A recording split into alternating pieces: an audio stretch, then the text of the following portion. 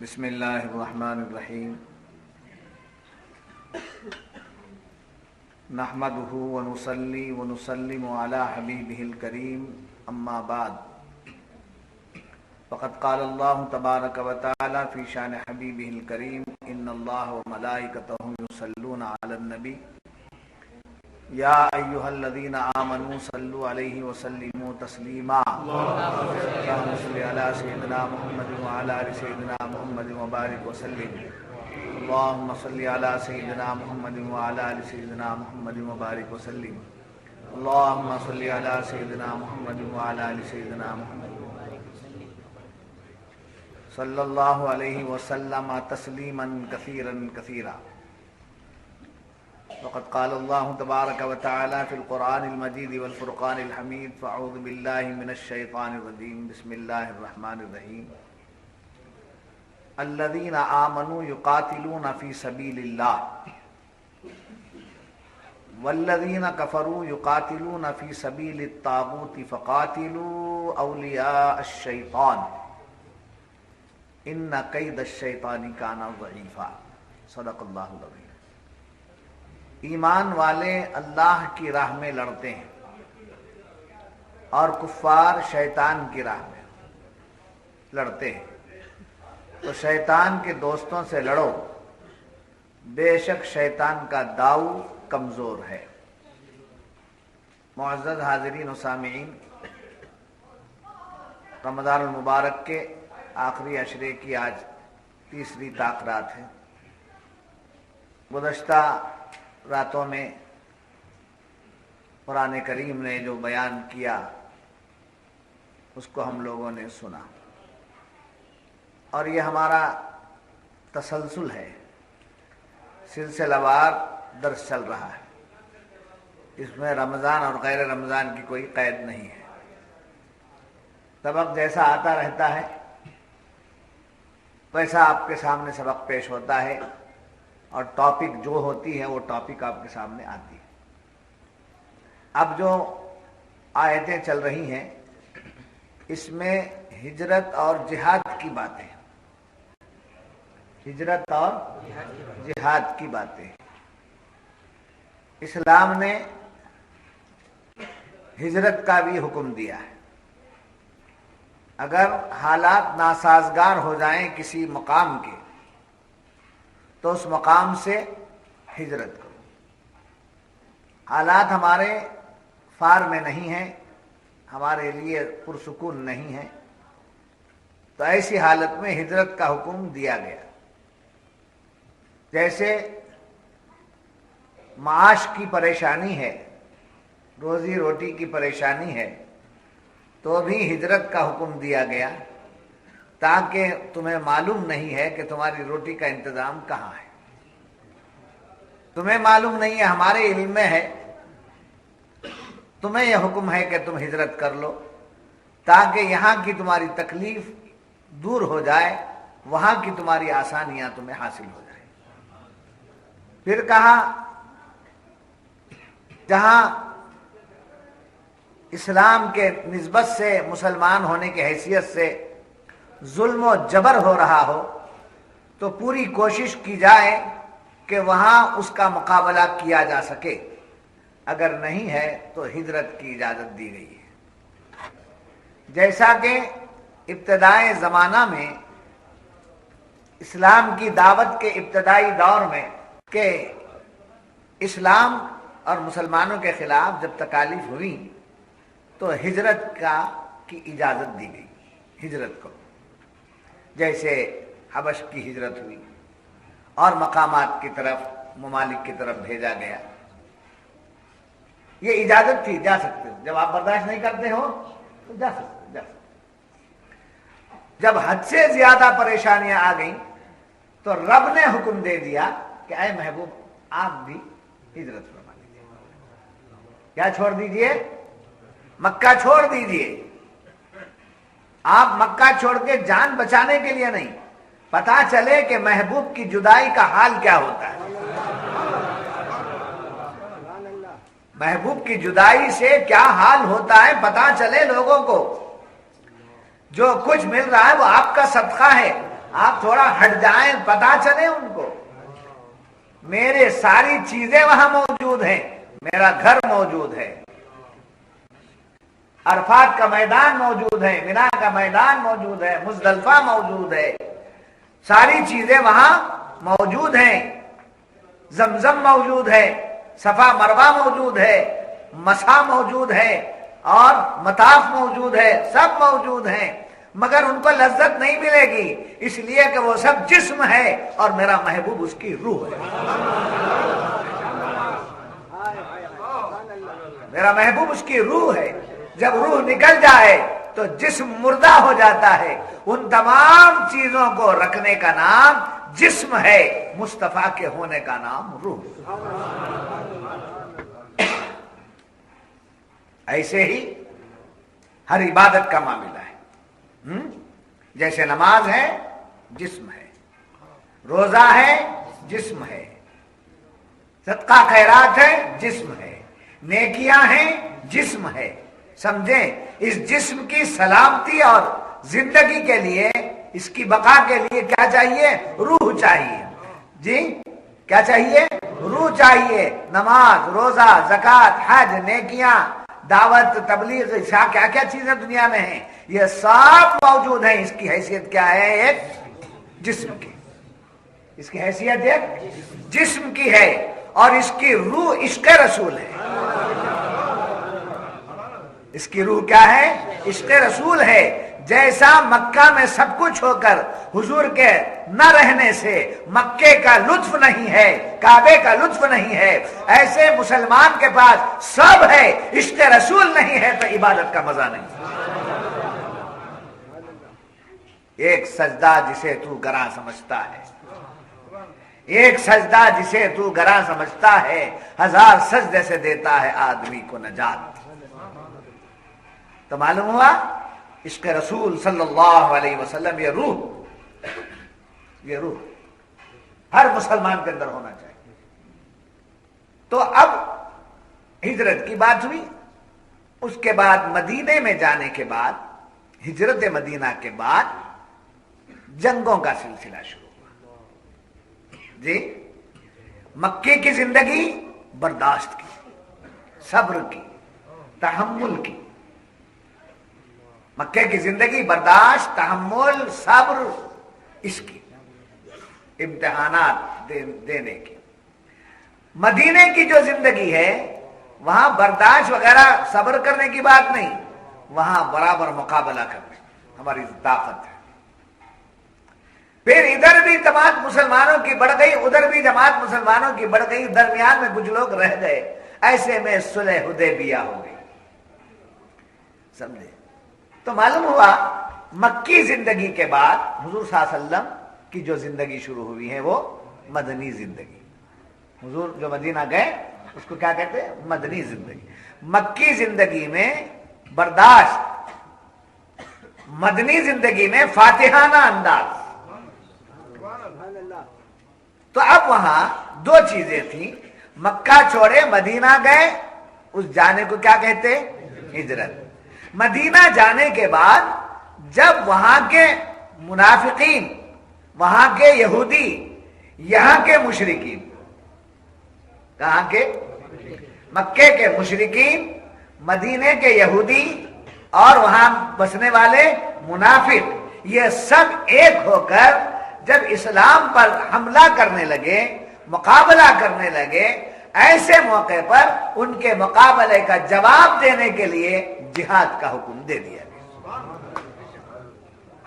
جی تو اب اسلام میں کسی سے پوچھا جائے اسلام کے ارکان کتنے ہیں تو عام طور پر یہی بتاتے ہیں کہ کلمہ، نماز، روزہ، زکوٰۃ اور حج، کہہ کر رکھ دے جا، کہہ کر رکھ دے جا، پانچ چیز، کلمہ کہہ لے، نماز کر لے، روزہ رکھ لے، زکوٰۃ دے دے، حج کو جا، سمجھے؟ کہہ کر رکھ دے جا۔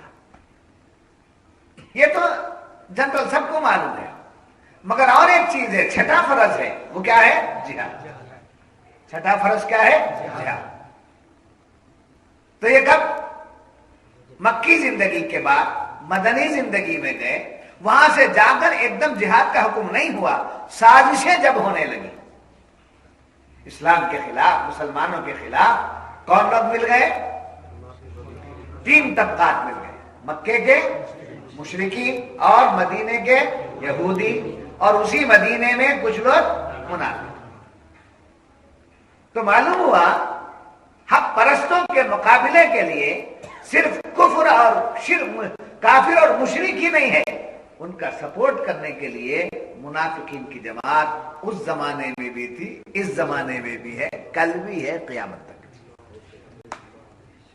ان کو ختم کر کے ایک ہو جائیے، امپاسبل، ناممکن، نہیں ہو سکتا۔ مسلمانوں کو سب ایک ہو جانا چاہیے، نہیں ہو سکتا۔ مسلمان ایک ہو جائے گا، منافق تو مسلمان کا لیبل لگائے، اس کو ایک کیسے کر سکیں گے؟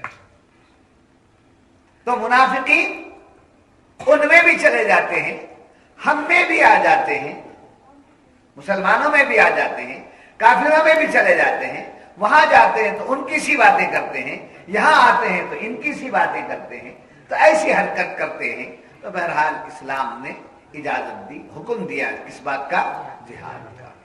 اب جہاد کا جب تصور آئے گا تو آپ کو اور ہمیں یہ تصور میں آتا ہے کہ جہاد کا لفظ ایسا ہے کہ تلوار اٹھائیے۔ تو عرض کر رہا تھا کہ جہاد کا تصور، لفظ جہاد جب آتا ہے تو ہمیں کیا تصور آتا ہے؟ تلوار، بھالے، لڑائی، جھگڑا۔ اس کو جب پیش کرتے ہیں تو غیر مسلم یہ تصور لیتے ہیں کہ اسلام لڑنے بھڑنے کا درس دیتا ہے، مار توڑ کا درس دیتا ہے، جو ان کو غلط میں سچ جاتا ہے اور اس کا غلط نظریہ قائم کر لیتے ہیں۔ لفظ جہاد ہے مگر کہاں سے شروع ہوتا ہے، کیسے ہوتا ہے؟ تو اس کو کہا جہاد۔ لفظ جہاد تو ہے سب جگہ، جد و جہد کرو، مجاہدہ کرو، سمجھے؟ اب جہاد کہاں سے کریں گے؟ پہلے اپنے سے، سمجھے؟ یہاں ایک بات یاد رکھیے، ایک بات یہاں یاد رکھیے، جہاد کا جب حکم آیا تو کب آیا؟ نماز مکے میں آئی، روزے کا حکم مکے میں آیا، زکوٰۃ کا حکم مکے میں آیا، حج کا حکم مکے میں آیا، جہاد کا حکم مدینے میں آیا۔ تو کیا بات ہے کہ یاد رکھیے کہ صحابہ اپنے نفس سے جہاد کر کے جب اس مقام پر پہنچ گئے کہ اب ان کا کوئی کام اپنے نفس کے لیے نہیں ہوتا، حق کے لیے ہوتا ہے، تب حکم دیا گیا کہ اب جہاد، سمجھے؟ نفس سے جہاد کرو۔ ساتھ میں شیطان ہے، شیطان کے تابع نفس ہے، پہلے اس کا مقابلہ کرو جو خدا کے راستے میں رکاوٹ بنتا ہے، رسول کے راستے میں رکاوٹ بنتا ہے۔ تو اپنے آپ سے پہلے جہاد کرو۔ جب تم اپنے اندر وہ پاور پیدا کر لو گے تو سامنے آنے والی چیزوں کا مقابلہ کرو۔ مقابلہ کرنے کا راستہ کیا ہے؟ جہاد باللسان، کیا ہے؟ زبان سے روکو۔ برا کوئی کر رہا ہے، غلط کوئی کر رہا ہے، ظلم کوئی کر رہا ہے، تو اس کو کیا کرو؟ زبان سے۔ من رأى منكم منكرا فليغيره بيده فإن لم يستطع فبلسانه وإن لم يستطع فبقلبه وذلك أضعف الإيمان۔ اگر کوئی غلط کر رہا ہے تو آپ دیکھ کر کے خاموش رہنا، زبان سے بولنے کی طاقت ہے تو برابر روکو، یہ آپ غلط بول رہے ہیں، یہ آپ غلط کر رہے ہیں، یہ آپ کا نظریہ غلط ہے، یہ آپ کا تعلیم دینا غلط ہے، یہ آپ کے حرکات غلط ہیں۔ تو کس سے روکنا چاہیے؟ زبان۔ کس کی ذمہ داری آ گئی؟ وہ جنرل لوگوں کی نہیں آئی بلکہ علم والوں کی ذمہ داری آئی، زبان سے روکو۔ حکومت کرنے والوں کی ذمہ داری آئی، اپنا پاور استعمال کرو۔ حاکم لوگوں کی ذمہ داری آئی، علماء کی ذمہ داری آئی، جاننے والوں کی ذمہ داری آئی۔ تو کس کو روکنا چاہیے؟ غلط حرکات کو، ظلم کو روکنا ہے کس سے؟ زبان سے۔ زبان سے نہیں چلتا ہے، قلم، جہاد باللسان جہاد بالقلم۔ قلم میں طاقت ہے تو لکھو، مضامین لکھو، کتابیں لکھو، جواب دو، ہر انتشار کا جواب دو، ہر فتنے کا جواب دو، جب آپ صاحب قلم ہیں۔ صاحب قلم ہیں تو ہر اعتبار سے جواب دو۔ پھر اس کے بعد کہا اگر ایسا نہیں ہے تو یاد رکھنا ہاتھ سے روکنے کی طاقت ہے تو ہاتھ سے روکو۔ جی اب ہاتھ سے روکنے کا مطلب کیا؟ ضرورت پڑی، سمجھے؟ ایسا نہیں، یہ دیکھیے تلوار اٹھا، قلم اٹھا، تو پہلی چیز کیا ہے؟ من رأى منکم منکرا فلیغیرہ بیدہ، پہلا نمبر ہاتھ کا بتایا حدیث میں، سمجھے؟ تو ہاتھ سے روکو۔ تو کون سے اسٹیج پر ہاتھ آیا؟ تو زبان کنٹرول کرو، پھر قلم چلاؤ۔ سو اس سے پہلے کیا کرو؟ اپنے آپ کو اس لائق بناؤ، اپنے آپ کو اس لائق بناؤ تمہیں دیکھے تو وہ تمہارے قدموں پہ گر جائے، تمہیں دیکھے تو وہ تمہارا دیوانہ ہو جائے۔ تمہارے اعمال ایسے ہونا چاہیے، سمجھے؟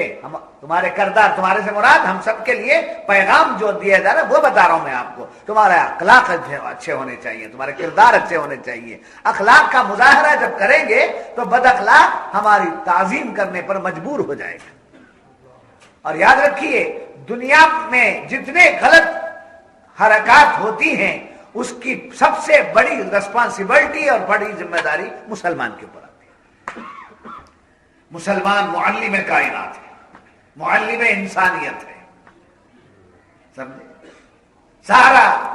سارے اقوام، سارے مذاہب، سارے ادیان خالی ہیں، ان کے پاس کچھ نہیں ہے، مسلمان کے پاس سب کچھ ہے۔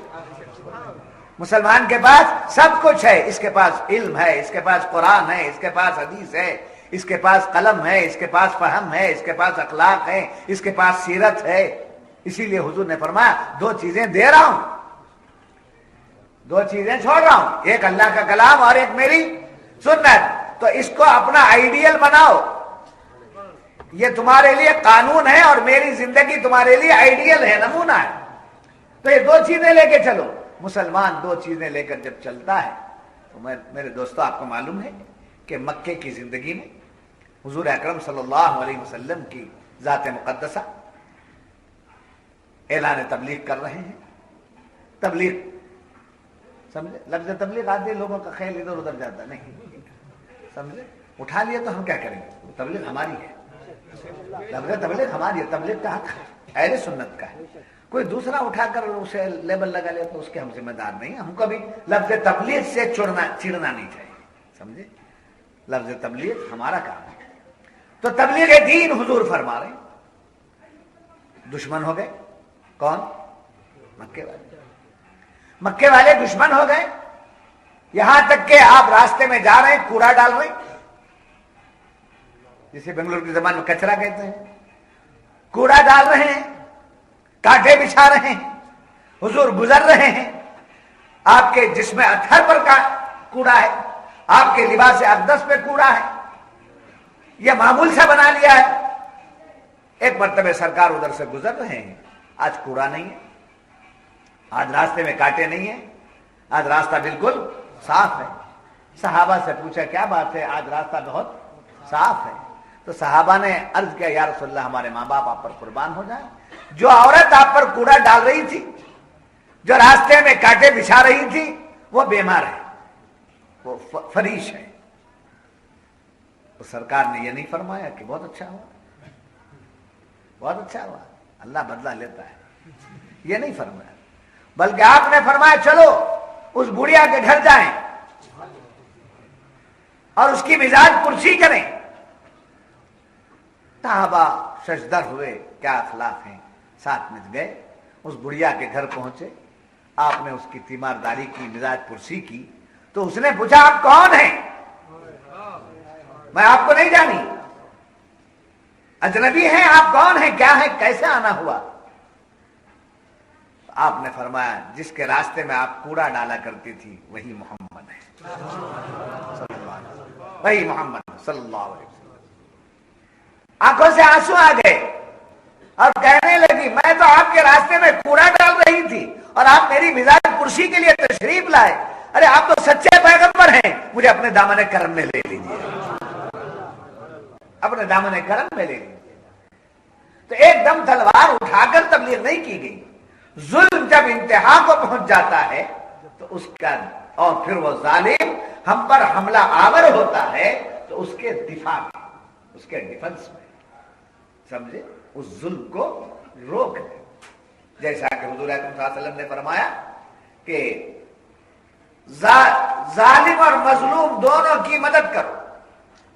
حضور کیا فرماتے؟ ظالم اور مظلوم دونوں کی مدد کرو۔ صحابہ کرام نے عرض کیا یا رسول اللہ صلی اللہ علیہ وسلم ظالم کی مدد تو سمجھ میں آ گئی، مظلوم کی مدد تو سمجھ میں آ گئی کہ اس کا ساتھ دیا جائے، اسے ہمدردی کی جائے، مگر ظالم کے متعلق بات سمجھ میں نہیں آئی۔ تو حضور نے فرمایا مظلوم کی مدد کرو، اس لیے کہ وہ مظلوم ہے، وہ پریشان حال ہے، اس کی ہمت افزائی کرو۔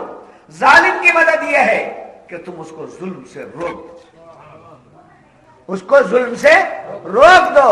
اگر زبان سے روک سکتے ہو، قلم سے روک سکتے ہو، سمجھا کر روک سکتے ہو تو روک دو، اگر نہیں روک سکتے اور رکتا نہیں ہے تو مقابلہ کرو، مظلوم کے حق میں ظالم کا مقابلہ کرو۔ تو معلوم ہوا اسلام ایک دم لڑنے بھیڑنے کی تعلیم نہیں دیتا ہے، اس بات کی تعلیم دیتا ہے، اخلاق کی تعلیم دیتا ہے۔ اس کے باوجود جہاد فرض ہے۔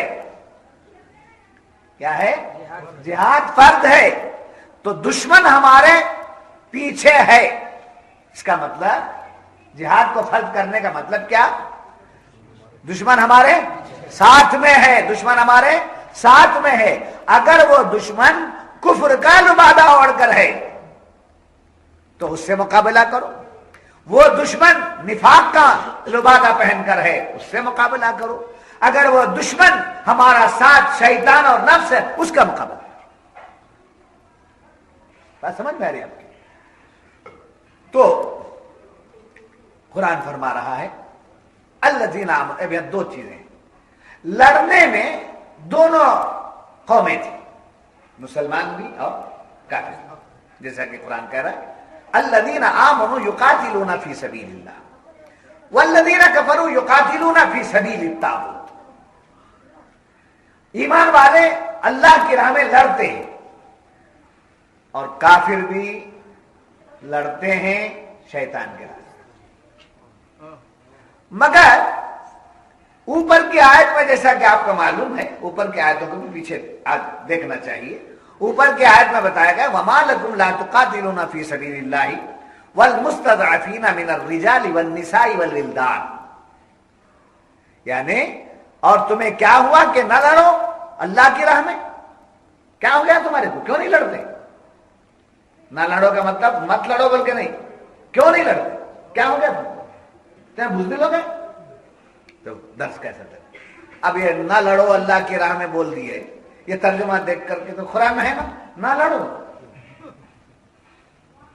قرآن کا ترجمہ ہے بھی میرے پاس، میں دیکھا ہوں، نہ لڑو، بالکل لڑنے کی اجازت نہیں۔ یہاں نہ لڑو کا مطلب کیا؟ تمہیں کیا ہو گیا؟ تمہیں کیا ہو گیا؟ کیوں نہیں لڑتے؟ تو لڑنے کا حکم دیا جا رہا ہے۔ کس مقصد سے لڑنا چاہیے؟ قرآن فرمائے والمستضعفین من الرجال والنساء والولدان، کمزور مردوں اور عورتوں اور بچوں کے واسطے، کمزور مردوں اور عورتوں اور بچوں کی حفاظت کے لیے لڑو۔ یہ حکم کب آیا؟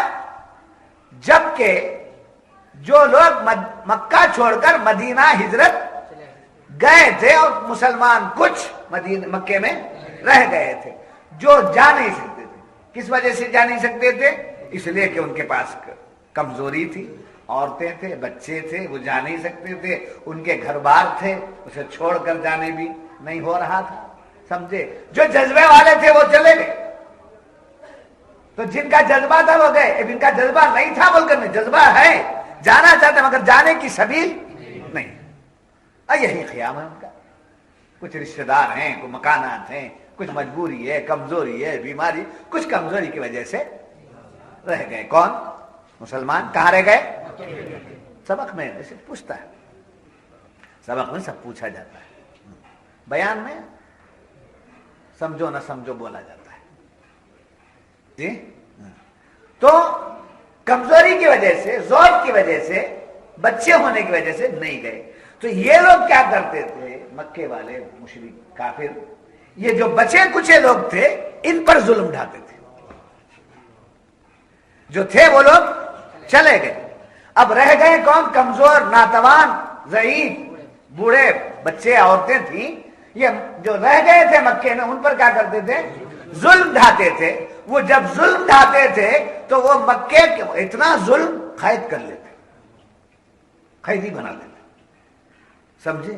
ان کے گھروں کو لوٹتے، ایسی حرکت کرتے، یہاں تک کہ ان کو کعبے میں داخل ہونے نہیں دیتے تھے۔ اندر کعبے میں چلے گئے تو ان سے ظلم کرتے تھے۔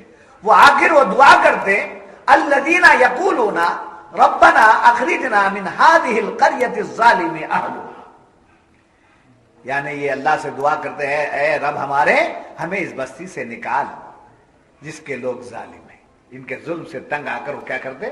اللہ سے دعا کرتے۔ دیکھو وہاں بد دعا نہیں کیے ہیں، اس بستی والوں کو ہلاک کرتے نہیں کہا، کیا کہ اس بستی سے ہم کو نکال دے، یہاں کے لوگ ہم پر کیا کر رہے ہیں؟ ظلم کر رہے ہیں، سمجھے؟ اور مولا وَاجْعَلْ لَنَا مِن لَّدُنْكَ وَلِيًّا وَاجْعَلْ لَنَا مِن لَّدُنْكَ نَصِيرًا، ہمیں اپنے پاس سے کوئی حمایتی دے دے اور ہمیں اپنے پاس سے کوئی مددگار دے دے۔ یہ کیا کر رہے تھے؟ اللہ سے دعا مانگ۔ کون لوگ دعا مانگ رہے تھے؟ مکے میں رہتے تھے، ضعیف، کمزور، ناتوان، وہ لوگ دعا کرتے تھے۔ تب اللہ تبارک و تعالیٰ نے ان کی دعا کے بعد، اللہ سے دعا مانگ رہے تھے اور ادھر دعا مانگ رہے ہیں، ادھر حکم ہو رہا ہے۔ ادھر اللہ اسی لیے مظلوم کی بد دعا سے بچو، اس لیے کہ مظلوم کی بد دعا سے اللہ کا عرش ہل جاتا ہے۔ ایسے ہی یتیم کی بد دعا سے بچو، سمجھے؟ کوئی یتیم بچہ ہے، یتیم ہے کوئی، تو اس کی بد دعا سے بچو، اگر وہ آہ کرے جی تو خدا کا عرش ہل جاتا ہے۔ اور فیصلہ کیا ہوتا ہے کہ آج جس یتیم بچے پر ہم ہنس رہے ہیں، ہم اس کا ٹھٹول کر رہے ہیں، اس کے سمجھے تکلیف پر، سمجھے اس کے ماں باپ کی جدائی پر، اس کا ہم ہنسی کر رہے ہیں، اس کی طرف توجہ نہیں کر رہے ہیں، ایسی صورت میں پروردگار کا عرش ہل جائے گا جب اس کا دل دکھے گا۔ فرمایا گیا ہو سکتا ہے آج وہ بچہ جو یتیم ہے اور وہ قسم پرسی کے عالم میں جو ہے، کل تمہاری اولاد ویسی ہو جا سکتی۔ اسی لیے کسی کو کمزور و ناتوان نہ سمجھنا، سمجھے؟ کسی کے ساتھ ٹھٹول نہیں کرنا، کسی کے ساتھ مذاق نہیں کرنا چاہیے، یہ اللہ کو ناپسند ہے۔ اور ادھر یہ عتاب، ادھر یہ کرم کہ حضور فرماتے ہیں یتیم کو اپنے قریب بلاؤ، اس کے سر پر ہاتھ پھیرو، اس کے سر پر جتنے بال ہیں ان بالوں کے برابر تمہارے گناہ معاف کر دیے جائیں اور تمہیں اجر دیا جائے۔ یہ اسلام کی نوازشات ہیں، یہ عطائیں ہیں۔ تو جب یہ معلوم ہوا کہ ان لوگوں نے کیا کی؟ دعا کی، بد دعا نہیں کی۔ کیا مانگے؟ کس بات کی دعا کی ہے؟ مولا اس جگہ سے ہم کو نکال دے اور کوئی راستہ ہمارے لیے مددگاروں کا پیدا فرما دے۔ ان کی دعا کا ذکر بعد میں کیا گیا، دعا کی قبولیت ہو گئی، قبولیت کے بعد حکم آ گیا، آ کر کہا وَمَا لَكُمْ لَا تُقَاتِلُونَ فِي سَبِيلِ اللَّهِ، تمہیں کیا ہوا ہے؟ ان کو چھوڑ کے بیٹھ گئے، کمزور ہیں سمجھ کر کے چھوڑ دیا، ان کو ناتوان ہیں سمجھ کر کے چھوڑ دیا۔ کیا ہو گیا تم کو؟ وہ تمہارے بھائی ہیں، وہ اسلام والے ہیں، وہ کلمے والے ہیں، ان کو چھوڑ کے بیٹھ گئے، تمہیں کیا ہو گیا؟ لڑو، جاؤ، ان کو ظالموں سے کے چنگل سے نکالو، سمجھے؟ وَمَا لَكُمْ لَا تُقَاتِلُونَ فِي سَبِيلِ اللَّهِ وَالْمُسْتَضْعَفِينَ، تو وَالْمُسْتَضْعَفِينَ مِنَ الرِّجَالِ وَالنِّسَاءِ وَالْوِلْدَانِ، سمجھے کہ ان کی مدد کرو۔ یہاں ایک بات معلوم ہوئی، پوائنٹ نوٹ کیجیے، مسلمانوں کو حکم دیا گیا کہ تم کس کی مدد کرو؟ ان مظلومین کی، جس میں عورتیں ہیں، بچے ہیں، ان کی مدد۔ وہ ہیں کون؟ مسلمان ہیں۔ تو مسلمان ہیں، سمجھے؟ ان کی مدد کرنے کا، ان کے تعلق، ان کے حمایت میں لڑنے کا حکم دیا گیا۔ اب کافر بھی لڑ رہے ہیں، وہ کس کے لیے لڑ رہے ہیں؟ وہ بھی اپنی قوم کے لیے لڑ رہے ہیں۔ تو اشکال پیدا ہوتا ہے کہ کیا فرق رہا؟ کافر بھی اپنے قوم کے لیے لڑتا ہے اور مسلمان بھی اپنے قوم کے لیے لڑتا ہے، فرق کیا ہے؟ یہ اشکال پیدا ہو سکتا ہے۔ تو اس کا جواب دیا گیا اس آیت میں کہ الذین آمنوا یقاتلون فی سبیل اللہ، لڑائی دونوں طرف سے، کدھر سے؟ کفار و مشرکین بھی لڑتے ہیں اور مسلمان بھی لڑتے ہیں، دونوں طرف سے لڑائی ہے، دونوں طرف سے جنگ ہے، مگر دونوں کے لڑنے کا مقصد الگ ہے اور دونوں کے لڑنے کا مرتبہ الگ ہے۔ وہ جو لڑتے ہیں تو ان کی تاریخ ماضی کی، ان کے حالات حال کے، ان کا منصوبہ مستقبل کے، جی، ان کا ماضی تاریخ، ان کے حالات حال میں، ان کا منصوبہ مستقبل، یہ تینوں زمانوں کو سامنے رکھ لیجئے گا، رکھ کر کے دیکھو، ان کی پوری تاریخ اٹھاؤ، جتنی بھی ان میں جنگیں ہوئی ہیں وہ سب ملک کے لیے اور اقتدار کے لیے، مال کے لیے، اپنے لوگوں کی طرفداری کے لیے، اپنے لوگوں کی طرفداری کے لیے انہوں نے لڑا ہے، گزشتہ بھی، آج بھی، کل بھی۔ مگر یہاں یہ بتا دیا گیا مسلمان جب لڑتا ہے تو اس کے سامنے ملک، قوم، ملک نہیں، قوم نہیں، دولت نہیں، دنیا نہیں دیکھی جاتی، اور یہ اپنے خاندان اور قبیلے کو نہیں دیکھتا، بلکہ یہ اسلام کی بنیاد پہ لڑتا ہے، اور ایسے اسلام کی بنیاد پہ لڑنا عبادت ہے۔ اسلام کی نسبت سے لڑنا عبادت بتایا گیا۔ الذین آمنوا یقاتلون فی سبیل اللہ، ایمان والے اللہ کی راہ میں لڑتے ہیں۔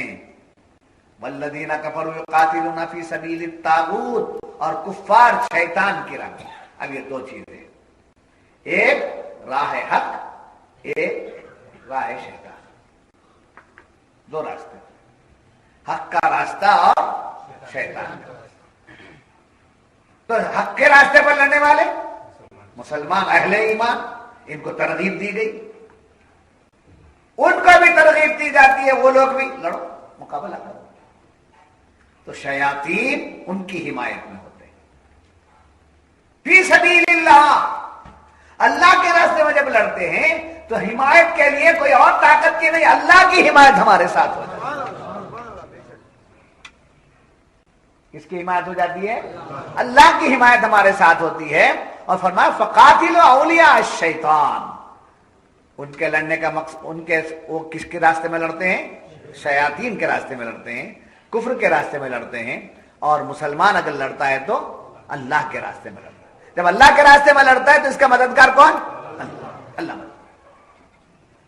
اور کفر و شرک کے راستے میں لڑتے ہیں، شیاطین کے راستے میں لڑتے ہیں تو ان کے حمایتی کون؟ شیطان۔ اور شیطان کی حمایت والوں کے بارے میں قرآن نے کہہ دیا ان کید الشیطان کان ضعیفا، فرمایا گیا بے شک شیطان کا سارا منصوبہ کمزور ہے۔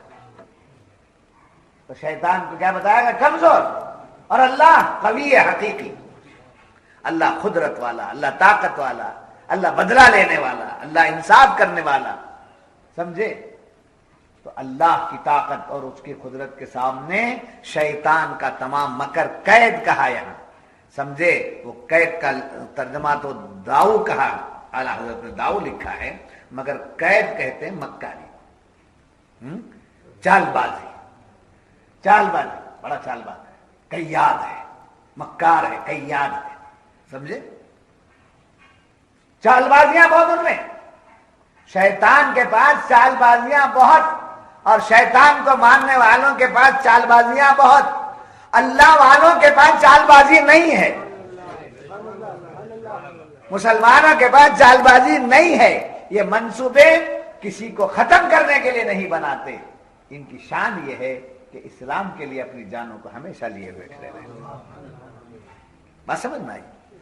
اب یہ لڑائی کے دو مقاصد آپ کے سامنے آ گئے کہ مسلمان جب لڑائی لڑتا ہے تو کس کے لیے؟ اللہ کے لیے۔ اور شیطان یہ کفار اور مشرکین لڑتے ہیں تو شیطان کے راستے کے لیے۔ جب شیطان کے راستے میں جاتے ہیں تو ان کا مددگار، ان کا حمایتی کون؟ شیطان۔ اور اللہ کے راستے میں آتے ہیں تو ان کا حمایتی اور مددگار کون؟ اللہ۔ اللہ ہمارا مددگار اللہ ہے۔ جب یہ بات معلوم ہوئی تو ہمارا یعنی مسلمانوں کا لڑنا بھیڑنا یہ کیا ہے؟ رضائے حق۔ کیا ہے؟ اللہ کی رضا کے لیے، اللہ راضی ہو جائے، اللہ راضی ہو جائے۔ کسی کو حق بات بولیے، آپ اپنی شان جتانے کے لیے بولے تو حق بات بولنے کا لطف نکل جائے، سمجھے؟ حق بات بولیے، آپ بے دھڑک بولیے، بے دو ٹوک بول دیجیے، مگر کیسا بولے ہمیں؟ کیا چھکے چھوڑا دیا، یہ آ گیا تو اس کی تاثیر ختم ہو جاتی، سمجھے؟ اس کا اثر نکل جاتا ہے۔ ہر عبادت کی جان، ہر عبادت کی روح، میں نے ابتدا میں بتایا ہر عبادت کی عشق رسول ہے، مگر یہاں ایک اور بات میں آپ کے سامنے بتا رہا ہوں، جہاد کیجئے، نماز پڑھیے، حق بات بولیے، سمجھے؟ اس کے اندر کیا ہونا چاہیے؟ اخلاص۔ کیا چاہیے؟ اخلاص۔ ہر عمل کی جان اخلاص۔ جب اخلاص نکل جاتا ہے تو ہمارا ہر عمل بیکار ہو جاتا ہے۔ کسی سے لڑ رہے ہیں تو اپنے لیے نہیں، سمجھے؟ کس کے لیے؟ اللہ کے لیے۔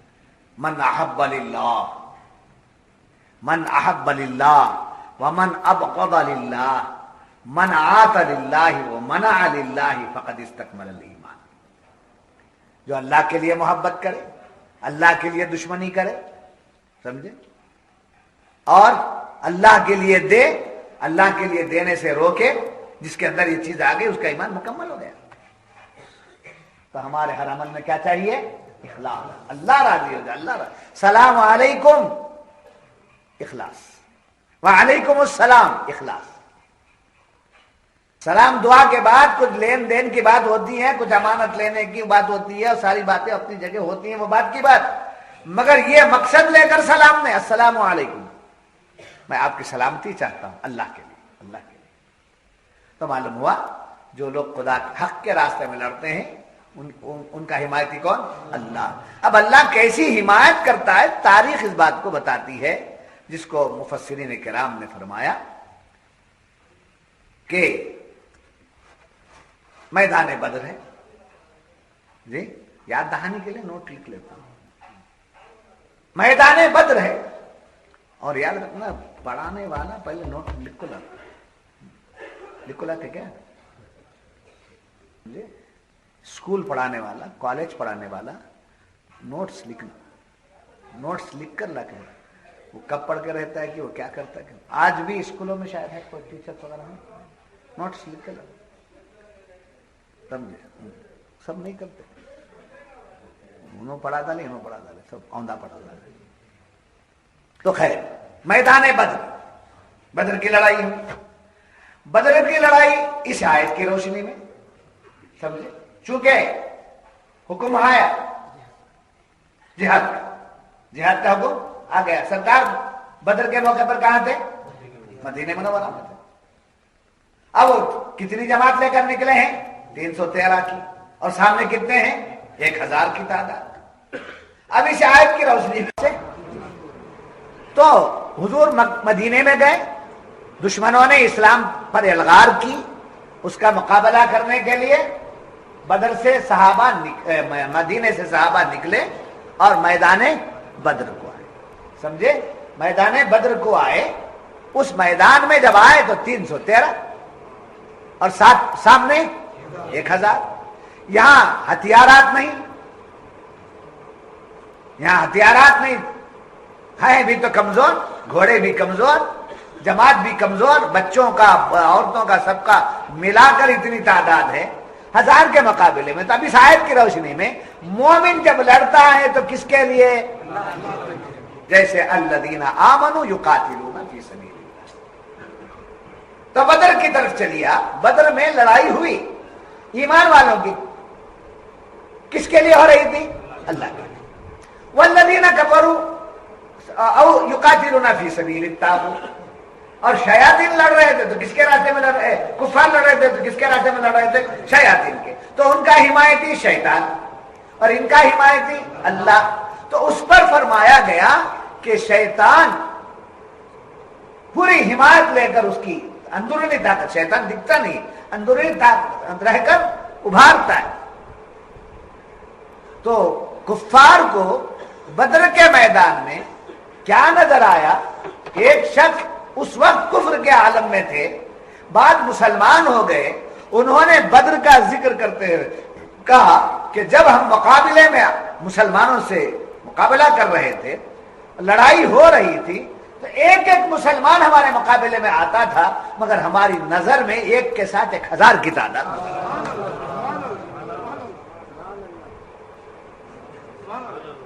جی 1000 کی طاقت، تو ادھر 1000، تو ان کے ایک کے ساتھ 1000.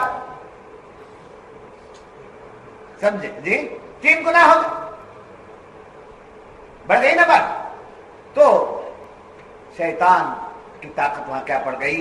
کمزور پڑ گئی. تو اللہ فرماتا میں جب حمایت دیتا ہوں تو تمہاری کمزوری کے باوجود تم کامیاب ہو جاؤ. جیسا کہ قرآن کریم نے فرمایا وَلَا تَهِنُوا وَلَا تَحْزَنُوا وَأَنْتُمُ الْأَعْلَوْنَ. نہ گھبراؤ نہ غم کھاؤ. وَلَا تَهِنُوا وَلَا تَحْزَنُوا، نہ گھبراؤ نہ غم کھاؤ. وَأَنْتُمُ الْأَعْلَوْنَ، تمہیں ہی سربلند کیا جائے گا نہیں کہا، بلکہ کہا وَأَنْتُمُ الْأَعْلَوْنَ، تم ہی سربلند ہو، تم ہی اونچے ہو، تمہارا ہی مقام اونچا ہے، تمہارے برابر کوئی نہیں ہو سکتا. شرط یہ ہے کہ ان کنتم مومنین. شرط کیا ہے؟ ان کنتم مومنین. اس شرط کو پورا کر دیے تو تم کیا ہے؟ سربلند، اونچے. دنیا میں کوئی طاقت تمہارے قریب آ نہیں سکتی اور کوئی تمہارا مقابلہ نہیں کرے گا. بات سمجھ میں آ گئی؟ تو یاد رکھنا اس وقت کسی نے شیطان کو بھی دیکھ لیا. کب؟ بدر کے موقع میں کسی نے شیطان کو بھی دیکھ لیا اس کے لوگوں میں سے. تو وہ الٹے پاؤں بھاگ رہا ہے. جب کامیابی ہو رہی تھی تو الٹے پاؤں بھاگ رہا ہے. تو اس کے لوگوں نے قریب جا کر اس کو پکڑ کے پوچھا کیوں جا رہا ہے جبکہ ہم کو اکسا کر یہاں تک لایا؟ کیوں بھاگ رہا ہے؟ ایسا حیران پریشان کیوں بھاگ رہا ہے؟ تو اس نے کہا میں جو دیکھ رہا ہوں تمہیں نظر نہیں آ رہا ہے. میں جو دیکھ رہا ہوں تم کو نظر نہیں آ رہا. اگر تم دیکھ لو گے تو برداشت نہ کر سکو گے، ہمت نہ کر سکو گے. قرآن نے کہا الذین آمنوا یقاتلون فی سبیل اللہ. اللہ کے لیے کھڑے ہو جائیے، اللہ کی مدد ہمارے ساتھ ہو. اب یہ صرف جہاد کا میدان میں ہی نہیں، صرف جہاد کا میدان ہی نہیں، دین کے کام کے لیے آپ کھڑے ہو جائیے، اللہ کی مدد آپ کے ساتھ. اگر عالم، آج کا عالم، آج کا پیر، آج کا دیندار سمجھے اللہ کی رضا کے لیے کھڑ جائے تو فرشتے اس کی حمایت کے لیے اتر گئے. جی آج کا ہمارا عالم بیان کو دعوت دیجئے، وہ کہتا ہے کہ کیا دیں گے، لائن کا انتظام ہے، کیا نظرانہ ہے. جی آج کا ہمارا پیر یہ حال میں ہے کہ مرید بنا تو مرید کو دیکھتا ہے کہ یہ کتنے وزن کا ہے.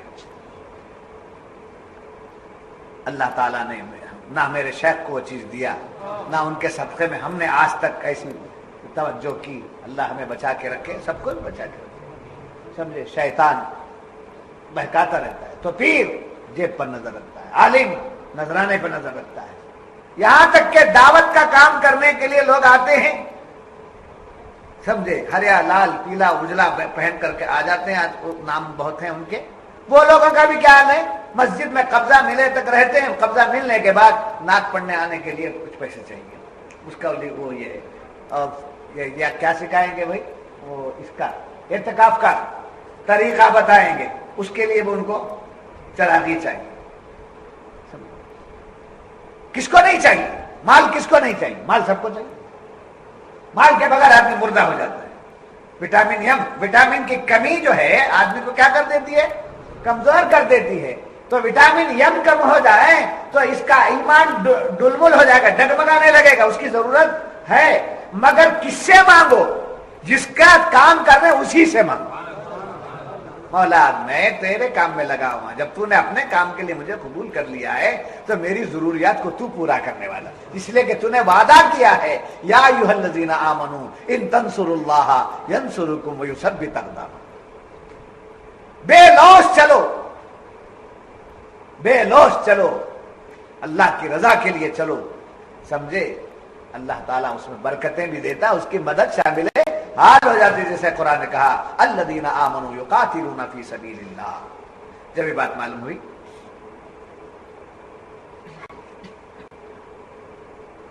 مسلمان اگر اخلاص سے، جیسا کہ میں نے ابھی کہا، جہاد کریں، جہاد کے معنی جدوجہد دین کے کام میں.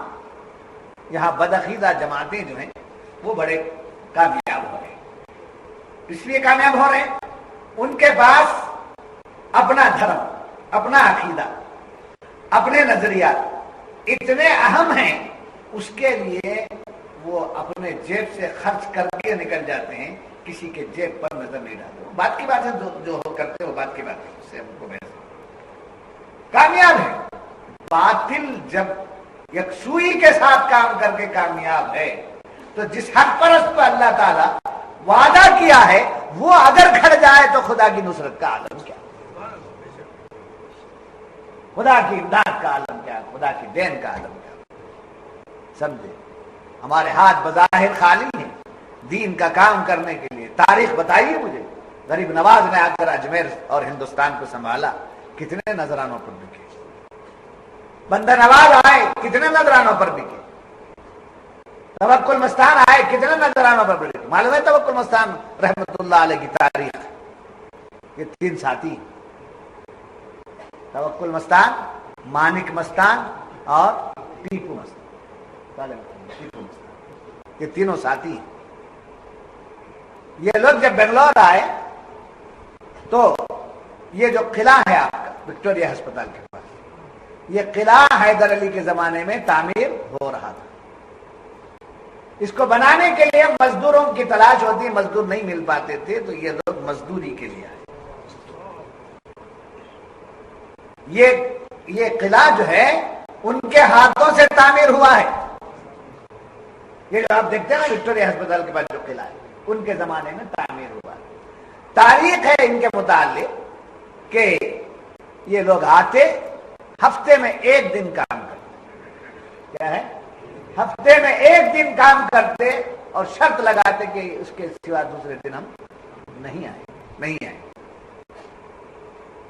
1 دن کام مان لیے، 1 دن کے لیے مان لیے، مگر 1 دن کا جو کام ہوتا وہ 7 دن کے کام کے برابر ہوتا. 1 ہفتے کا کام، بٹوارا جب بولتے ہیں آپ لوگ، ہفتے میں ایک بار بٹوارا. آتے کام کرتے، 1 دن کا کام 7 دن کا کام 1 دن میں ہو جاتا، اور پھر آتے ہی نہیں تھے، ملتے ہی نہیں تھے. اس طریقے سے توکل مستان کی تاریخ سمجھے. پھر ادھر سے مانک مستان، جی ادھر ہے مانک مستان، ایوینی روڈ، مانک مستان. ان کی جائیداد پوری بلہڑی سائڈ، سمجھے. اب جائیداد کو لڑکے مر رہے ہیں، غصہ کرنے کے لیے جھگڑے ہو رہے ہیں، ان کا صدقہ کھا رہے ہیں، بدعقیدگی کی طرف جا رہے ہیں. یہ مانک مستان. ٹیپو مستان کہاں ہے؟ آرکاٹ. ٹیپو مستان کہاں ہے؟ آرکاٹ. یہ ٹیپو مستان کیا ہے؟ حضرت حیدر علی کو بچے نہیں تھے، ان کی بیوی نے، حیدر علی کی ماں نے، سمجھے، حیدر علی کی بیوی ٹیپو سلطان کی ماں، انہوں نے منت مانگی حضرت ٹیپو مستان کی بارگاہ میں جا کر، وہاں سے انہیں بشارت ہوئی، سمجھے، ایک لڑکا ہوگا اس کا نام ٹیپو رکھنا۔ سمجھے، بادشاہ اولیاء کی دعا سے آئے۔ یہ ہمارا بنگلور، اب ہم کو آ کر یو پی سے بھی سی پی سے بھی ہم کو آ کر سنی بنانا چاہتے، کیا بنائے؟ ہماری سنیت جو ہے ہماری مٹی کے اندر ہے۔ یہاں آ کر جھگڑا، وہ رضوی ہے، وہ اشرفی ہے، وہ عامری ہے، یہ جھگڑے کر کے روٹی کے واسطے ہے۔ ہم کو کیا سنی بنانا ہے؟ کہتے ہم اگر نہیں آتے تو سنیت نہیں رہتی، اگر ہم نہ ہوتے تو تمہاری روٹی نہیں چلتی۔ یہ لوگ سنیت ہمارے کیا ہے؟ مٹی میں ہے۔ تحت الثری تک یہاں کی مٹی کھودو، پھر تحت الثری سے مٹی اٹھاؤ، سونگھو، اس میں سنیت کی بو آئے۔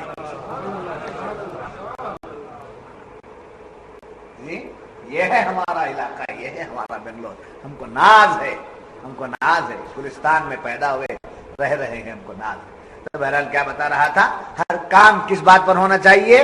اللہ کی رضا کے لیے ہونا چاہیے۔ جو مانگتے ہیں، جس کا کام کرتے ہیں اسی نظر سے نہ مانگیں گے۔ آپ ایک کارخانے میں آپ کو ملازمت مل گئی، آپ نے محنت کی کارخانے میں، پیمنٹ کہاں سے مانگیں گے؟ اونر، کارخانے کے اونر سے نہ مانگیں گے جی۔ ایک دکان میں ملازم ہو گئے، پیمنٹ کہاں سے مانگیں گے؟ تو جس اور آپ کس یقین کے ساتھ جاتے ہیں وہاں؟ میرا پیمنٹ طے ہے، سمجھے، میرے دن 30 گزرنے کے بعد مجھے ضرور پیمنٹ یہاں سے ملے گا، سمجھے، اس یقین کے ساتھ نہ جاتے ہیں۔ جب دنیا والے کا کام کرنے کے لیے اس یقین کے ساتھ جاتے ہیں کہ میری مزدوری دے دے گا، جب اس یقین کے ساتھ جاتے ہیں تو اللہ کا کام کرتے ہیں تو یقین کیوں نہیں پیدا ہوتا؟ جبکہ اللہ وعدہ کر رہا ہے کہ میں میرے دین کی مدد کرنے والوں کی میں غیب سے مدد کروں۔ یوں ہی لا کر کوئی تحفہ نہیں دے دیتا، جیب میں ہاتھ ڈالا بولے تو 5 روپے نہیں نکلتے، لا کے تحفہ دیتا ہے بولے تو اللہ اس کے دل میں محبت ڈالتا ہے، اسے توفیق دیتا ہے، اللہ ہی بھیجتا ہے، جاؤ میرا بندہ میرے کام میں لگا ہوا ہے، اس کو میں نے علم دیا، میرا کام کر رہا ہے، تم کو میں نے دولت دیا، اس کی خدمت کرو، یہ اس کی خدمت کرو۔ بات سمجھ میں آ رہی ہے؟ تو معلوم ہوا یہاں ایک اور بات، جیسا کہ میں نے کہا مکے کے کفار اور مشرکین اور مدینے کے یہودی اور منافقین، جی اب یہ لوگ جب میٹنگ کر رہے تھے، سمجھے، مکے کے یہودی، جیسا کہ گزشتہ تفسیر میں جو جن لوگوں نے سنا ہے، کعب بن اشرف کے ساتھ ایک عالم جو تھا یہودیوں کا، اس کے ساتھ 70 لوگ مدینے سے مکے کو آئے، اور آ کر کے یہاں مکے والوں سے، مکے کے جو مشرکین تھے ان سے مسلمانوں کے خلاف سازشیں، جی کیا کرنا، کیسا کرنا، ان کو ختم کرنا، ہم تمہارے ساتھ ہیں، ہم تمہارے ساتھ ہیں، ایسا کہہ کر ان کو اپنا ہمنوا بنانے کی کوشش کی، بنائے۔ تو اس کی روشنی میں مفسرین فرماتے ہیں اسلام اور مسلمانوں کے خلاف تمام کفار و مشرکین ایک ہیں، کوئی ہمارا ہمدرد نہیں ہو سکتا، چاہے یس بنا لے، چاہے ہاتھ بنا لے، چاہے پھول بنا لے، چاہے بنڈا بنا لے، کچھ بھی بنا لے، مسلمان کو بے وقوف بناتا ہے، اس کے سوا اس کے دل میں مسلمانوں کی کوئی ہمدردی نہیں ہے۔ بات سمجھ میں آ گئی؟ تو کفار کس کے خلاف ہے؟ سمجھے؟ تو مسلمان کو حکم دیا گیا جب تمہارے خلاف کائنات میں اتنے لوگ یکجا ہیں اور ہوتے ہیں تو تم آپس میں ایک کیوں نہیں ہو جاتے؟ جس کو بڑے پیارے انداز سے لکھنے والے نے لکھا، کفر سے کفر بغل گیر نظر آتا ہے، کفر سے کفر بغلگیر نظر آتا ہے، کیوں نہیں ہوتے مسلمان بھی مسلمان کے قریب؟ کیوں نہیں ہوتے مسلمان بھی مسلمان کے قریب؟ بات سمجھ میں آئی؟ نہیں سمجھ میں آ رہی بات نہیں؟ تو مسلمانوں کے خلاف یہ سب ایک ہے. ہاں، الکفر ملت واحدہ، الکفر ملت واحدہ. کفر جو ہے ایک ہی ملت ہے، ایک ہی ان کا ذہن ہے، چاہے وہ یہودی ہو جائیں، چاہے وہ نصرانی ہو جائیں، چاہے وہ اسرائیل ہو جائے، چاہے وہ امریکہ ہو جائے، چاہے دھوتی ہو جائے، چاہے پھول ہو جائیں، چاہے ہاتھ ہو جائیں، چاہے بنڈا ہو جائیں، جو بھی ہو جائیں ہو جائے. اب ان کے اوپر کوئی بھروسہ کر کے ہم کو جلنا نہیں ہے، ہم کو ووٹ دینا ہے، دے کر کے ہٹ جانا چاہیے. افطاروں میں ڈالے کر، شو مار کے، سمجھے، ان کو ٹوپی پہنا کر، عیدگاہ میں ٹوپی پہنائی، یہ سب پالیٹکس کرنے سے ہمارا کام ہونے والا نہیں ہے. ہم ان کا ساتھ ہمدردانہ انسانیت سے دے دیں گے، مگر اسلام کی نسبت سے. ارے چھوٹا نابالغ بچہ صف میں آ کر کھڑا ہو جائے تو امام صاحب اعلان کرتے ہیں نابالغ بچے کو سب سے ہٹا دیجیے. سمجھے جی؟ ہاں، بچہ صف میں آتا ہے تو امام صاحب کا اعلان کیا ہوتا ہے؟ نابالغ بچے کو سب سے ہٹا دیجیے، نماز مکروہ ہوگی. ہوتا نہیں ہوتا؟ عیدگاہوں میں بھی کہتے ہیں، ہے نا؟ جب مسلمان نابالغ بچہ صف میں آ جائے نماز مکروہ ہوتی ہے، بے ایمان کا بچہ سی ایم اس کو صف میں آیا تو ٹوپی پہنا کے بٹھا دیتا ہے. کیا مسلمان، کیا مسلمان؟ نہیں، پالیٹکس کرنا، پالیٹکس کر بھائی، جدھر کرنا کر، یہ اللہ کا گھر ہے، وہ عبادت کی سوداگری نہیں، یہ عبادت خدا کی ہے. سمجھے؟ یہ سب وہ کھلا بول دی، جب سے ہم بول دیے ہمارے عیدگاہ کوئی ہاتھ نہیں لگاتا، عیدگاہ میں کوئی آتا نہیں. کچھ بولو بولے تو سامنے بٹھا کر بھی بولتا ہوں، اللہ کا کرم احسان. تو سب مسلمانوں کے خلاف ایک ہیں، اور ہمیں چاہیے کہ اپنے اختلافات کو دور کر دیں. کن اختلافات کو؟ ذاتی اختلافات جو ہیں اس کو ہمیں دور کر دینا چاہیے. عقائد کے اعتبار سے ان کو سب تو الگ ہی ہے، منافقین کی جماعت تو ہے ہی، ان سے کوئی اتحاد ہمارا نہیں ہو سکتا. اس لیے کہ یہودی مشرک اور کافروں کے ساتھ ان کا اتحاد ہو سکتا ہے منافقین کا، ایمان والوں کے ساتھ ان کا اتفاق نہیں ہو سکتا. جب یہ بات معلوم ہوئی، اور پھر ایک اور بات بتائی گئی، خوشامدی نہیں کرنا چاہیے بے ایمان. مسلمان اور اسلام کے وہ کیا ہیں؟ مخالف ہیں، تو ان کی کیا نہیں کرنا چاہیے؟ خوشامدی، چاپلوسی. تمہیں بہت بڑے، تمہیں نہیں تو ہمیں کیسا. سمجھے؟ مسلمان وہ ہے جو نارنگی بیچ کے جیتا ہے، سمجھے، موسمی کو بیچ کے جیتا ہے، کیلے بیچ کر کے جیتا ہے، ٹھیلے ڈھکیل کر کے زندگی گزارتا ہے. مسلمان کسی کے سامنے ہاتھ نہیں پھیلاتا، نہیں پھیلاتا، کبھی بھی نہیں ہے، اس تاریخ میں. سمجھے؟ یہ بڑا غیور ہے. یہ غیرت کیسے آئی؟ یہ غیرت کیسے آئی؟ خون سے نہیں، ایمان سے آئی. یہ غیرت کیا ہے؟ ایمان سے آئی. ایمان ہے، خون ان میں بھی ہے، خون ہمارے میں بھی ہے، بلڈ ان کا بھی ہے، بلڈ ہمارا بھی ہے، مگر غیرت ان میں نہیں ہے، ہمارے میں غیرت ہے. کون سی غیرت؟ ایمان کی غیرت ہے. ایمان والا کسی کے سامنے سر نہیں جھکا سکتا. بات سمجھ میں آئی؟ مرد مومن پر کسی کا روب چھا سکتا نہیں. شاعر نے کہا مرد مومن پر کسی کا روب چھا سکتا نہیں، سر کٹا سکتا ہے لیکن سر جھکا سکتا نہیں. یہ شان ہے مسلمان. بات سمجھ میں آئی؟ یاد رکھیے،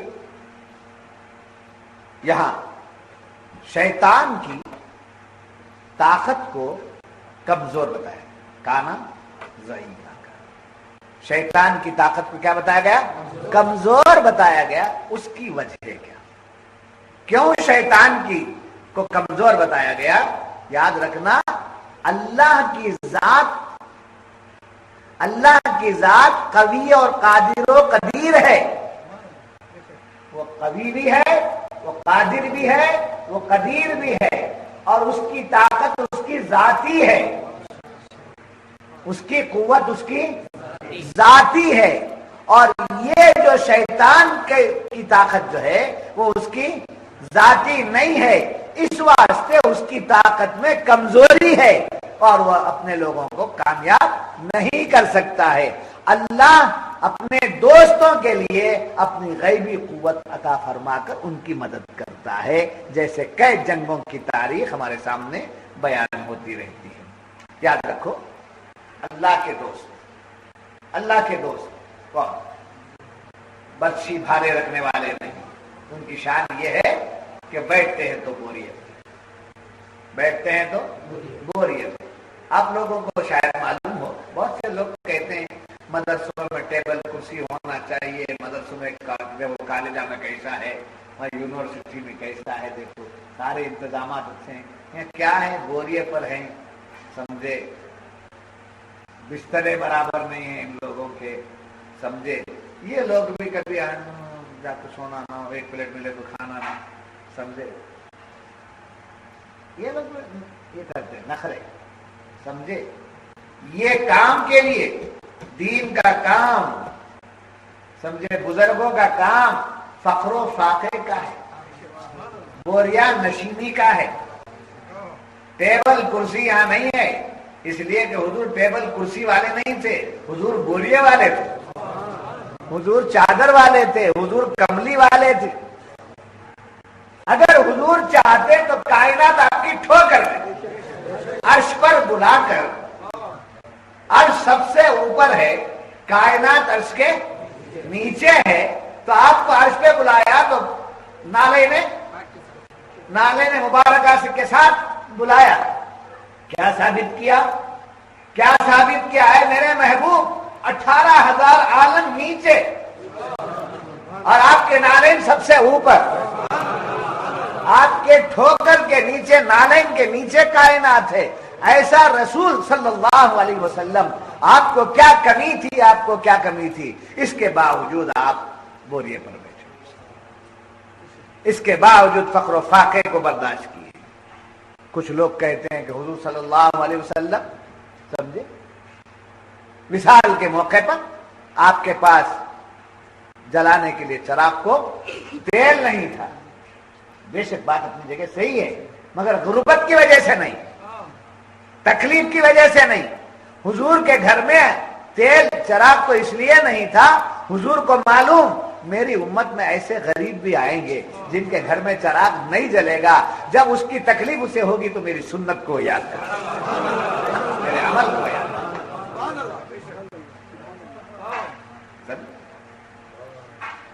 یہ وارثین نبی ہیں، بوریے پر بیٹھا، چادر پہ بیٹھنا پڑے گا،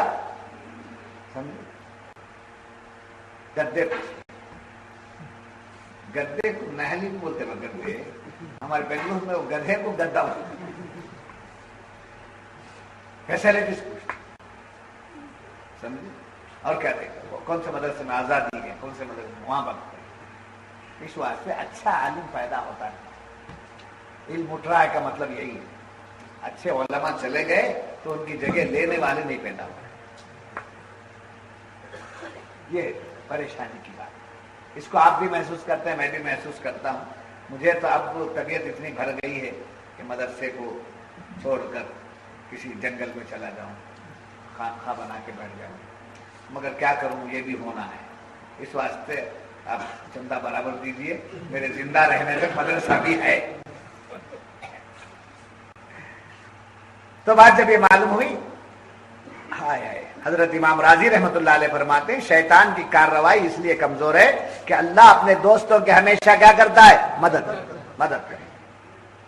خدا کی مدد ہر آن و لمحہ ہوتی۔ یہ فرشتے جو پیدا ہوئے ہیں یہ تسبیح و تقدیس کرنے والے ہیں، مگر ان کا کام کیا ہے؟ رسول اللہ صلی اللہ علیہ وسلم کے امت میں جو لوگ خدا کے دین کا کام کرتے ہیں ان کی مدد، ان کی عبادت، ان کی طرفداری میں جاؤ، ان کی مدد میں جاؤ۔ جیسا کہ بدر کے میدان میں ایک ایک کے ساتھ کتنے تھے؟ 1,000 کی تعداد تھی، اور انہوں نے اولیاء اللہ نے دنیا میں کیا کیا؟ فقر و فاقہ کیا۔ تاریخ اٹھاؤ، غریب نواز کے پاس کیا تھا؟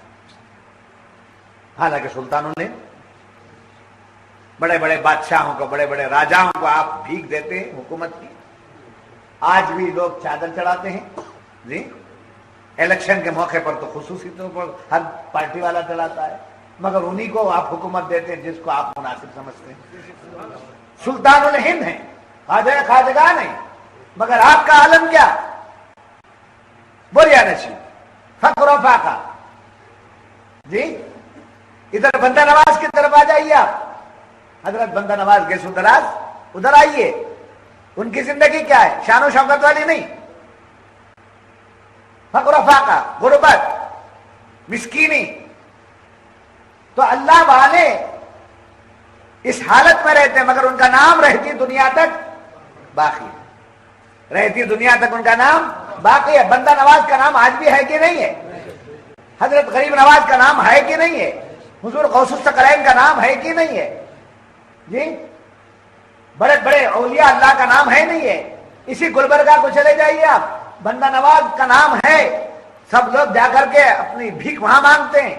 جی اسی جگہ پر, جی اسی جگہ پر حکومت کرنے والے لوگ بادشاہ گزرے, کیا نام تھا اس کا,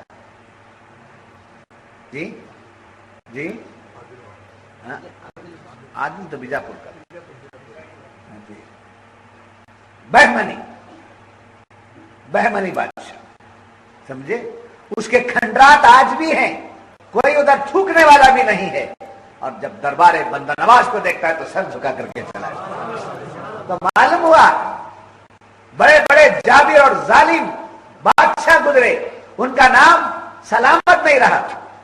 ہمارے ملک میں 800 سال سے زیادہ حکومت کرنے والے لوگ مغل دربار کے نکلے, سمجھے. ان کا نام کوئی جپنے والا نہیں ہے, ان کے نشانیوں کو دیکھ کر کے مرنے والے مرتے ہیں, مگر ان کے نام کا کوئی مالا جپنے والا نہیں ہے. غریب نواز کو یاد کیے بغیر مسلمان رہتا نہیں ہے, سمجھے.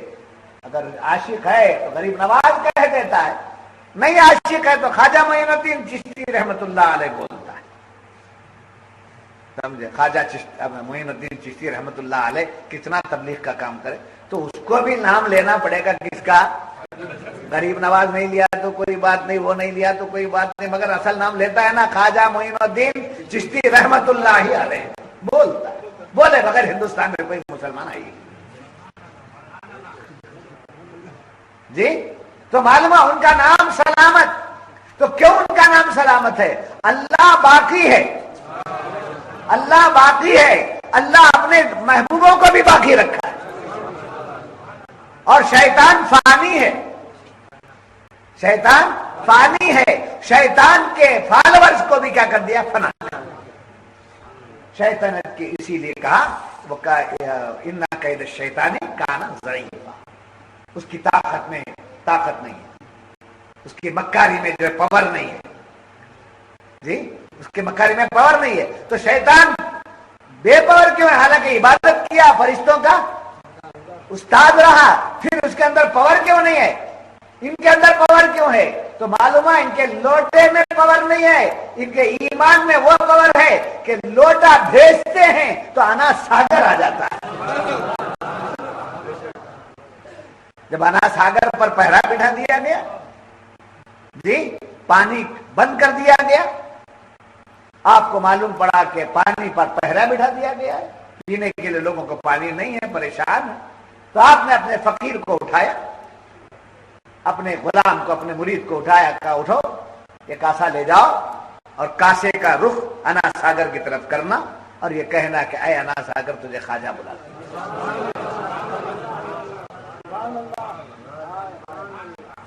تو شیطان کی طاقت, ظالم و جابر بادشاہوں کی جو طاقت ہے, جو حکومت ہے, وہ صرف جسموں پر ہے, اور اولیاء کی جو حکومت ہے وہ دلوں پر حکومت ہے.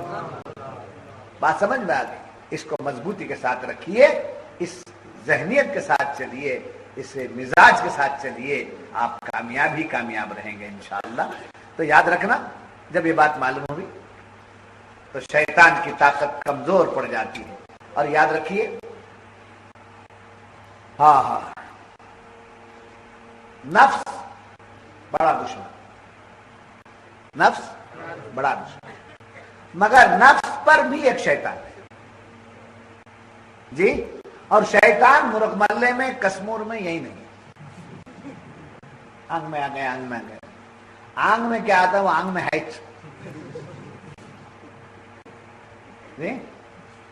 حضور اکرم صلی اللہ علیہ وسلم فرماتے ہیں کہ شیطان انسان کی رگوں میں ویسے دوڑتا ہے جیسے خون دوڑتا ہے، سمجھے؟ آنگ میں آ گیا وہ کرتا ہے، حضور کیا فرماتے ہیں؟ خون جیسا دوڑتا ہے رگوں میں۔ اگر ایک رگ میں خون کا پاس نہ ہو تو وہاں جی تکلیف ہوتی ہے اور قوت کیا بولتے ہیں اسے، یہ ہو گیا جی اسٹروک کوئی بھی وجہ نہیں۔ ایک رگ میں خون کا پاس نہ ہونا کمزور کر دیتا، تو اس کا مطلب ہے کہ جب رگوں سے خون پاس ہو رہا ہے تو ساتھ ساتھ صحابہ نے پوچھا یا رسول اللہ صلی اللہ علیہ وسلم آپ کے پاس، تو آپ نے فرمایا میرے پاس بھی ہے مگر وہ میرا متی ہو گیا، میرا غلام ہو گیا۔ تو معلوم ہے انسان کی رگوں میں شیطان کیسے دوڑ رہا ہے؟ خون جیسے دوڑ رہا ہے ویسے دوڑ رہا ہے۔ تو اب مرغ ملے میں بھی کشمور میں جا کے دیکھنے کی ضرورت نہیں ہے۔ تو شیطان کو دیکھنا ہے تو یہی دیکھ لیجئے گا، جو حضور کی شان میں گستاخی کرتا ہے اس کو دیکھ لیجئے اور پتہ لگا لیجئے یہی وہ صاحب ہے، سمجھے؟ بدعقیدگی کی باتیں کوئی کرنے لگے تو اس کے بارے میں پتہ لگا لیجئے کہ یہی وہ حضرت ہیں، سمجھے؟ یہی وہ حضرت ہیں۔ اس لیے کہ حضور نے فرمایا شیطان ہر سمجھے چہرے میں آتا ہے، تمثل، شیطان ہر ایک کا تمثل لیتا ہے، سمجھے؟ ہر ایک کا تمثل لیتا ہے، یہاں تک کہ خدا کی آواز میں غوث الثقلین سے بھی باتیں کیا ہے، مگر حضور فرماتے ہیں ہر ایک کا تمثل شیطان لیتا ہے، میری صورت نہیں لے سکتا شیطان، میری صورت نہیں لے سکتا، اس کے اندر مجال نہیں ہے کہ میری صورت لے سکتا۔ بات سمجھ میں آ گئی؟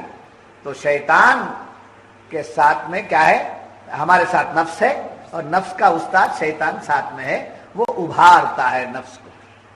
کس کو ابھارتا ہے؟ نفس کو برائی کی طرف ابھارتا ہے۔ یاد رکھیے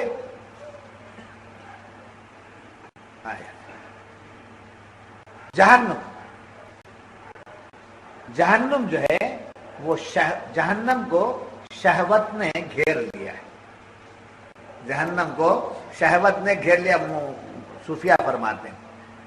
تو جب نفس پر شیطان غالب آ جاتا ہے تو شیطان کیا کرتا ہے؟ نفس کو شہوت کی طرف دوڑاتا ہے۔ شہوت خواہشات کو کہتے ہیں۔ جب سے خواہشات اور شہوت کا لفظ آتا ہے تو ہمارا ذہن کسی اور طرف جاتا ہے، وہ بھی ہے، یعنی کسی عورت کی طرف، کسی دوشیزہ کی طرف گیا، برائی کی طرف گیا، تو وہ لفظ ایسا کر دیتا ہے جی۔ مگر مال کی محبت آ گئی تو مال کی خواہش، عزت کی خواہش، شہرت کی خواہش، سمجھے؟ جو خواہشیں اندر پیدا ہوتی ہیں یہ خواہشیں نفس کی ہیں، اور اس نفس کو ابھارنے والا کون ہے؟ شیطان، سمجھے؟ اس کے بعد فرمایا اب یہ شیطان نفس کو کیسا ابھارتا ہے؟ خواہشات کو، برائیوں کو بڑے ہی حسین انداز سے بتاتا ہے۔ کیا ہے؟ بڑے حسین انداز سے بتاتا ہے۔ فضول خرچی کرو، مزہ دکھاتا ہے، بخیلی کرو، مزہ دکھاتا ہے۔ الشیطان یعدکم الفقر ویأمرکم بالفحشاء، شیطان وہ ہے جو فقیری سے تم کو ڈراتا ہے اور برائی فواحشات کی طرف تمہیں مزہ دکھاتا ہے۔ تو برائی میں لذت دکھاتا ہے کون؟ شیطان۔ بھلائی سے دوری پیدا کرتا ہے کون؟ شیطان۔ یہ کس کو اپنے قبضے میں لے لیتا ہے؟ نفس کو۔ اب نفس بیچارہ ایسا ہے جب وہ شیطان کی طرف ہو جاتا ہے تو سب سے بڑا شیطان بن جاتا ہے، جب وہ روح کی طرف مل جاتا ہے تو ولی ہو جاتا ہے۔ وما ابرئ نفسی ان النفس لامارۃ بالسوء، جب اس کا رشتہ کس کا، بے نفس آدمی نہیں ہے کوئی بھی، سب ہے، سب کو نفس ہے، سب کو نفس ہے، سمجھے؟ پیغمبروں کو بھی یہ بات جو سورہ یوسف کی آیت ہے، وما ابرئ نفسی ان النفس لامارۃ بالسوء الا ما رحم ربی ان ربی لغفور رحیم۔ بولو غفور، میں کیا بولے؟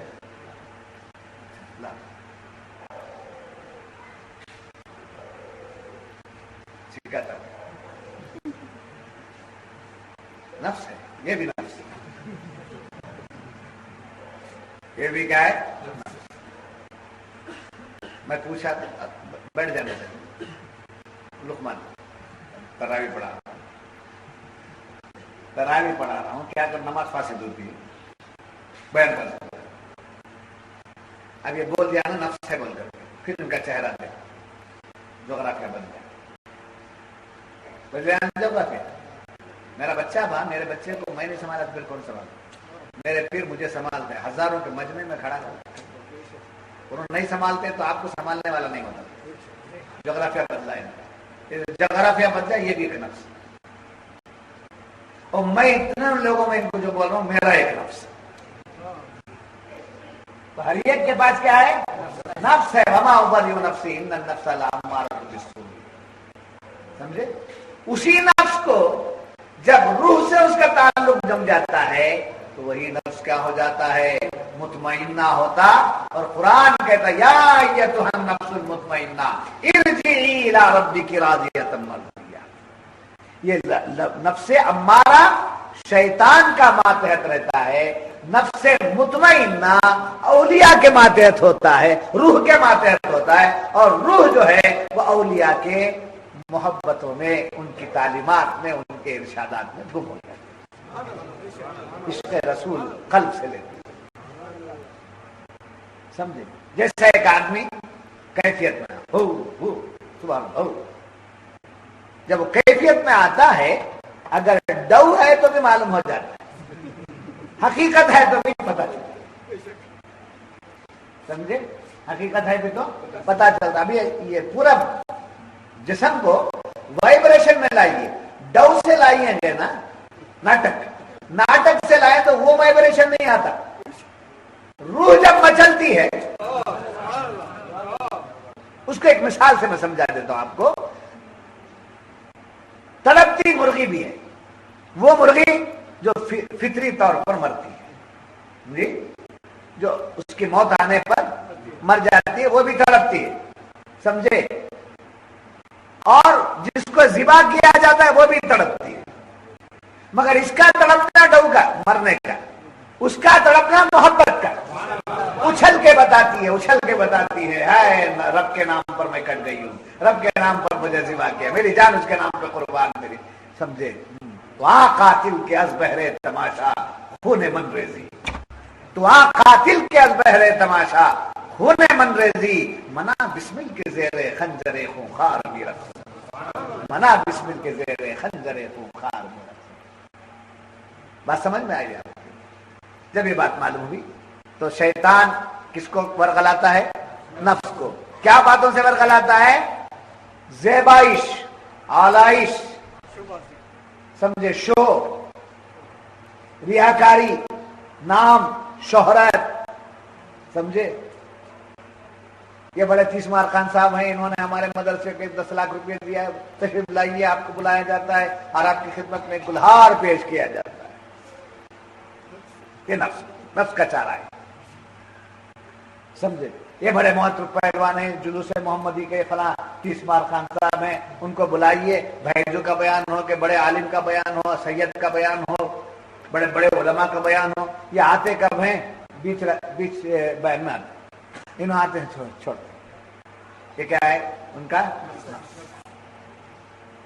وہ نفس کو کچلنے جائیں گے نا تو وہ بھگتے، وہ کیا ہوتا ہے؟ لوگوں کا مزاج بول رہا ہوں جی. کچھ لوگ ایسے ہوتے ہیں، کونسلر صاحب ہیں، ایم ایل اے صاحب ہیں، منسٹر صاحب ہیں، تشریف لا رہے ہیں، وہ مخیر قوم ہیں، یہ ہم سمجھے قائد ہیں، یہ فلاں تیسمار خان صاحب آ رہے ہیں. حضرت 2 منٹ تقریر روک ڈالو، معذرت ان کو پل پہ نہ کرو. تقریر بھی کراتا ہے. اب ارادہ میرا تقریر نہ کرنے کا نہیں ہے، میں ایک جگہ بیٹھ جاؤں گا مسجد میں، بلا کے سناتا ہوں، جا کے سنانے کا ارادہ بدل رہا ہوں. نہیں ہے وہ دور. آؤ کیا ہونا لو ہماری جگہ. بات سمجھ میں آتی؟ یہ سب کیا ہے؟ یہ نفس کا سمجھے. 31 مار خان صاحب ہیں، سمجھے میری جان ایک صاحب ہیں، سمجھے، اور ان کو بھی بلا کر ایک بڑا پھول کا ہار، وہ خوش ہو جاتے ہیں. اس کے بعد پھول کا ہار ڈالنے کے بعد تھوڑی دیر بیٹھتے ہیں، اس کے بعد کی کمر دکھتی ہے جاتا ہوں. سب نفس کا سامان ہے، نفس کا سامان ہے، سمجھے. تو ہر ایک آدمی، میرے اندر بھی ہے، آپ کے اندر بھی ہے، سب ہے، سب نفس کو تابع کر لینا چاہیے. تو مرغی کیا کہتی ہے؟ اچھل کے بتاتی ہے، منا بسمل کے زیرے خنجر خار کی رقص. اور رقص میں جو آتی ہے، جھومتی ہے، کہتی ہے، اپنے جھوم کر بتاتی ہے کہ میری عزت ہو گئی، میرا مرتبہ ہو گیا، میری زندگی کامیاب ہو گئی کہ میں اللہ کے نام پہ ذبح ہو گئی. جب مرغی اللہ کے نام پہ ذبح ہو کے اچھلتی ہے تو یہ کیا کرتا ہے؟ اللہ کی ذات میں گم ہو کر کے اچھلتا ہے. یہی اولیاء کے پاس سے رہا مانا وجد میں پانے کا. میرے پیر لکھتے ہیں، رہا مانا وجد میں پانے کا، تجھے کچھ ملا تو اچھل گیا، میرا حال کیا ہو ذرا بتا، میرے ساتھ بندہ نواز. بات سمجھ میں آ گئی؟ جب یہ بات معلوم ہوئی، زیبائش اور آلائش پیدا کر دیتا ہے. اور یاد رکھیے کہ ساتھ میں فرشتے بھی، شیطان کو بھی ساتھ میں رکھ دیا، اور کسے ساتھ میں رکھ گیا؟ فرشتوں کو بھی رکھ دیا. اگر فرشتے ساتھ نہیں رکھتا تو شیطان اپنے کھیل میں کامیاب ہو جاتا. تو اسی لیے قرآن فرما رہا ہے شیطان بھی لڑتا ہے اور رحمان کے بندے بھی لڑتے ہیں.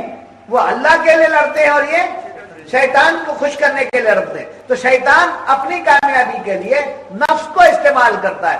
فرشتے کیا کرتے ہیں؟ فرشتے آ کر برائی کی طرف جانے والے کو نیکی کی طرف لے آتے ہیں. جی، برائی کی طرف جانے والے کدھر لاتے ہیں؟ تو نیکی کی طرف کھینچنا فرشتوں کا کام ہے. کس کا کام ہے؟ نیکی کی طرف کھینچنا. نیکی کی طرف کھینچنا کس کا کام ہے؟ برائی کی طرف کھینچنا کس کا کام ہے؟ شیطان. شیطان کس کو استعمال کرتا ہے؟ نفس کو. اور نفس ہی کو فرشتے بھی استعمال کرتے ہیں. جب ان کے کنٹرول میں چلا جاتا ہے یہ، تو نیکیاں ہی نیکیاں اس سے ہوتی، تبھی وہ جا کر مطمئن نہ بنتا ہے. اس کی طرف آ جاتا ہے کوئی ہمارا رہتا ہے، برائی ہی برائی، خطائیں ہی خطائیں، گناہ ہی گناہ اس سے ہونے لگتے ہیں. تو یاد رکھنا، جب دونوں چیزیں ہو گئی تو جہاں اس کو موقع مل گیا، نفس کیا ہوگا؟ غلام بے دام بن جاتا ہے، غلام بن جاتا ہے. اس نفس کو کنٹرول کرو. کنٹرول کرو کا مطلب کیا ہے؟ بھوکا مارو نہیں، پیاسا مارو بول کر نہیں، اس کو کنٹرول کرو، خواہشات سے اس کو روک دو تو یہ تمہارا غلام بن جاتا ہے. اور خواہشات کے تابع ہو جائیں گے تو تم کو اپنا غلام بنا لیتا ہے. نفس کے اندر دو کیفیت. اگر ہم نفس کے تحت ہو جائیں گے تو نفس ہم کو کیا کرتا ہے؟ اپنا غلام بنا لیتا ہے. جب نفس کو اپنے تابع کر لیتے ہیں تو نفس کیا ہو جاتا ہے؟ ہمارا غلام بے دام ہو جاتا ہے. چنانچہ حضرت احمد بن سہیل رحمت اللہ علیہ فرماتے ہیں انسان کے 4 دشمن ہیں. انسان کے 4 دشمن ہیں. ایک ہے دنیا، دوسرا ہے شیطان، تیسرا ہے نفس، چوتھا ہے خواہش. یہ 4 دشمن. ہمارے دشمن کتنے ہیں؟ 4. بولیے. دنیا، شیطان، نفس، خواہش. اب یہ ہر دشمن کے پاس ایک ہتھیار. ہتھیار کی بات آ رہی ہے نا، جنگ کی بات آ رہی ہے. تو یہ دشمن کیا کریں؟ ہتھیار لاتے ہیں. وہ مار دھاڑ کرنے کے لیے وہ باہر کے ہتھیار الگ، یہ الگ ہتھیار. یہ دشمن، دنیا جو دشمن ہماری ہے، اس کے پاس ایک ہتھیار ہے. وہ کیا ہے؟ مخلوق سے زیادہ دوستی. جب آدمی زیادہ دوستی دنیا والوں سے کر لیتا ہے، مخلوق سے، لوگوں سے دوستی زیادہ بڑھا لیتا ہے، تو اس کے دوست اس کو دنیا میں پھنسا دیتے ہیں۔ اس لیے جتنی دوستی ہے اتنا کیا جائے، اور جب دوستی کا بات ہو گئی تو بندہ ان لوگوں سے اپنے کو دور کر کے حق کی طرف بڑھے۔ یہ علاج ہے، غیر سے ہٹ کر حق کی طرف آ جانا۔ یہ کیا ہے؟ دنیا کی دشمنی کا علاج۔ اگر ہم اسی میں ملوث ہو گئے، ہما وقت اسی میں رہ گئے، اسی جھنجٹ پہ رہ گئے، تو کیا ہوتا ہے؟ یہ دنیا ہمیں ہمیشہ کے لیے اپنا غلام بنا لے۔ اس لیے فرمایا مخلوق خدا سے کنارہ رہنا، ذرا احتیاط سے رہنا، بس سمجھ لائیے۔ اور پھر فرمایا میل جول تھوڑا مختصر کر لینا۔ یاد رکھیے شیطان کیا کرتا ہے۔ اچھا ایک اور بات، جب مخلوق سے ہمارا زیادہ رشتہ جڑ جاتا ہے تو وہ مخلوق ہمیں کیا کرتی ہے؟ راہ حق سے بھٹکاتی ہے۔ جیسے دوست زیادہ ہو گئے، مثال دوست بہت زیادہ ہو گئے، اب وہ کیا کہ روزے کے نماز کے موقع پر، ارے آپ بات پڑھیں گے، ٹائم ہے نا، بات پڑھیں گے، یہ پیپر کر لیں گے پہلے، سمجھے؟ ارے ذرا اسے مل کر آ جائے گا، ہاں کیا کریں؟ اس طریقے سے دوستی کی حالت میں راہ حق سے رکاوٹ پیدا کرتی ہے مخلوق، تو جو خدا کے راستے میں رکاوٹ پیدا کرے اس سے اپنے کنیکشنز ختم کرنا چاہیے۔ جس سے بھی دوستی کریں، اس دوستی کا حق کیا ہے کہ اس کو خود بھی راہ حق پر رہے اور اس کو بھی راہ حق کی طرف بلائے۔ یہ اس کا یہ دوسرا دشمن کون؟ شیطان۔ اس کا ہتھیار کیا ہے؟ یہ کیا کام کرتا ہے؟ کھاؤ، پیٹ بھر کے رہو، سمجھے؟ دستر کھلنے کی دیر پہلے وہ ماریا اور سمجھے نلڈے تک، سمجھے؟ یہ کھلا کر کیا کرتا ہے کہ دوسروں کی بھوک کا احساس نکال دیتا ہے۔ اس کا علاج کیا ہے؟ بزرگوں نے فرمایا آدھا پیٹ کھاؤ، پاؤ پیٹ پانی پیو، پاؤ پیٹ پانی پیو۔ اس فارمولے پر، اس طریقے پر اگر عمل ہوتا رہا یا ہوتا ہے تو آپ بہت سے بیماریوں سے بچ جائیں گے، سمجھے؟ کھاؤ، کھائے جاتا نہیں پھر کھاؤ۔ گیا ہوٹل میں کیا ہونا، میں بھیجا ہے، وہ کلیجی ہے، وہ یہ ہے، وہ سکی پال ہے، وہ کیا ہے، چکن ہے، وہ ٹیبل پپو کھاتا ہے، دو ٹکڑے جما لیا ٹیبل پر، کیا دکھانے کے لیے؟ دیکھنے والا یہ سمجھے امید نہیں، بہت دل والا ہے، بہت پیسے والا ہے، سمجھے؟ تو یہ شیطان اس طرف لگا دیتا ہے۔ تو اس لیے ہمیں کیا کرنا چاہیے؟ بھوکے رہنے کی عادت کرنا چاہیے۔ اس عادت کی پریکٹس کرانے کے لیے رمضان کے روزے رکھے گئے، اس کی پریکٹس کرنے کے لیے رمضان کے روزے رکھے گئے، تاکہ تم روزوں کے ذریعے بھوک کو محسوس کرو، تاکہ تمہیں پتا چلے غیر رمضان میں کتنے بھوکے گھر ہیں جن کے یہاں چولہا نہیں جلتا ہے، ذرا ان کی بھوک کا بھی تمہیں احساس ہوگا، سمجھے؟ یہ جنگ لڑنے کی باتیں کر رہا ہوں، صدائی آئے تمہیں کیا بتایا تھا؟ جنگ کا حکم دیا گیا تھا، جہاد، یہ سب جدوجہد، یہ سب جہاد، اس پر کنٹرول کر لینا چاہیے۔ پھر اس کے بعد فرمایا گیا نفس، یہ نفس، اس کے پاس بھی ایک ہتھیار ہے جو ہمارے سے مقابلہ کرے۔ اس کا ہتھیار کیا؟ نیند، سلاتے رہتا ہے، نماز کے ٹائم پر سو جاتا ہے، سحری کے ٹائم پر سو جاتا ہے، سمجھے؟ رات کو 12 بجے تک سیریلز دیکھتا ہے، پھر نماز کا موقع آ گیا، سو گیا۔ تو نفس کیا کرتا ہے؟ ہمیشہ سلانا چاہتا ہے۔ تو نفس کا مخالفت کرنے کا اس کا علاج کیا ہے؟ اتنی نیند کرو جتنی ضرورت ہے، عشاء پڑھو، سو جاؤ، فجر میں اٹھو، جی نیند کم کرو۔ ڈاکٹر بھی حد تک کی نیند کو کہتے، سمجھے 8 گھنٹے 6 سے کیا کرتے ہیں 6 سے 8 6 سے 8 گھنٹے 8 گھنٹے کے اوپر سونا سومبیاری سمجھے اور کاہل سست یہ چیزیں پیدا ہو جاتی. اس کے بعد یاد رکھنا خواہشات کا لفظ آتے ہمارا خیال کدھر جاتا ہے جیسے میں نے پہلے بتایا ادھر چلا. خواہشات کا ہتھیار کیا ہے وہ لا یعنی باتوں میں ہمیں ملوث کر بیکار کی بات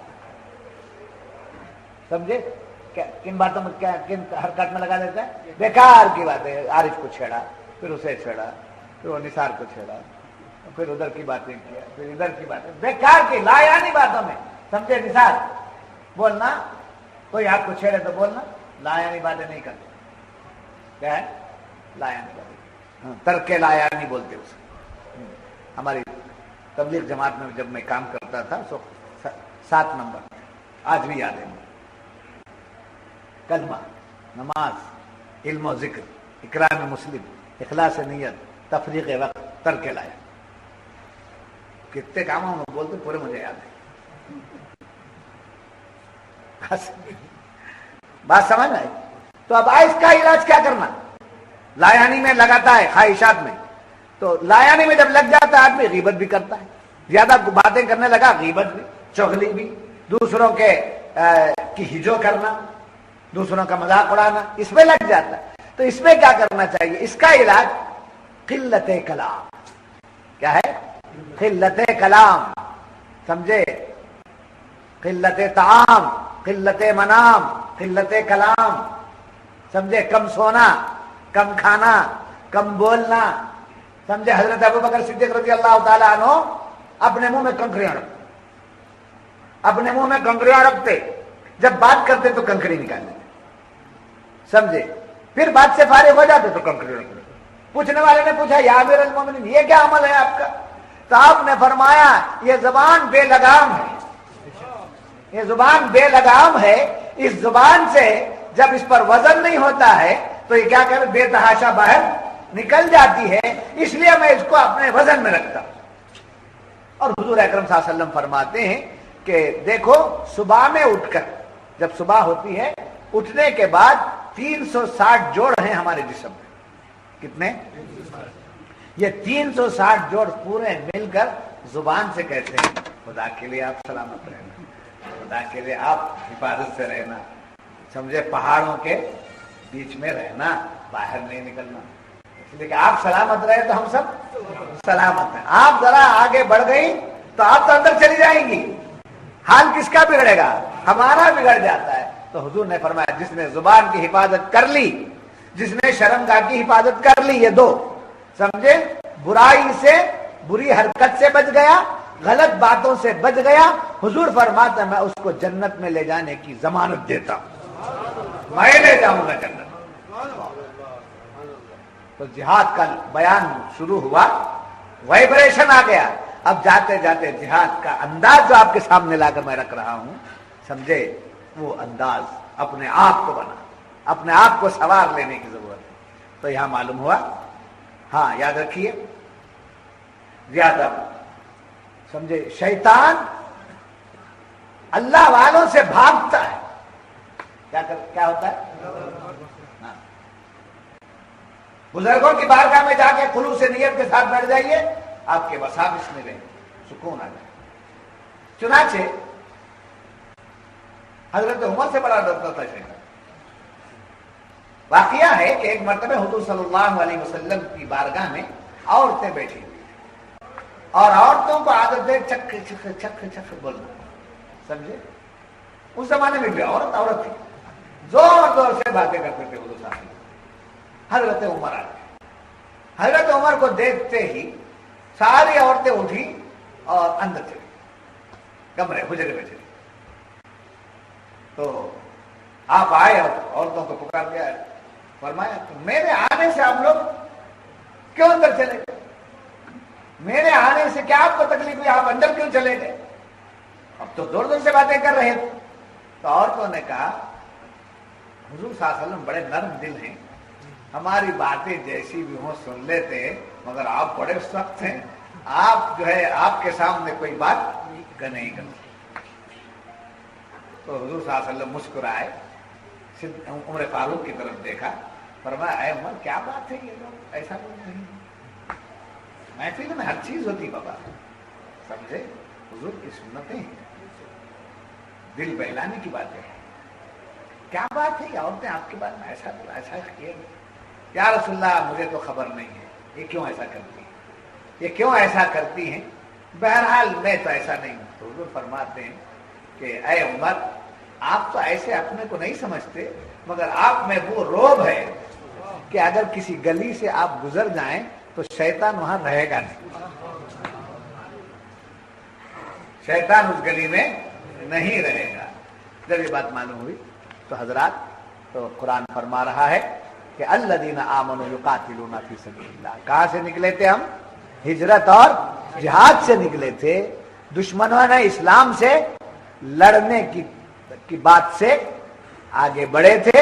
آخر آ کر کدھر بات آ گئی کہ لڑنے والے غیروں سے لڑنے سے پہلے اپنے آپ سے لڑنے کی کوشش کرو, اپنے آپ نفس سے لڑنے کی کوشش کرو, اپنے خیالات سے لڑنے کی کوشش کرو, اپنے آپ کو بچاتے ہوئے چلو, تو تمہاری نگاہیں ایسی ہوں گی جو تلوار کا کام کرتی, نگاہیں تلوار کا کام کریں گی, اور تلوار سے گردن کٹے گی, نگاہوں سے دل کی دنیا بدل جائے گی, نگاہوں سے دل کی دنیا بدل جائے گی, جس کو ڈاکٹر اقبال کہتے ہیں, کوئی اندازہ کیا کر سکتا ہے ان کے زور بازو کا.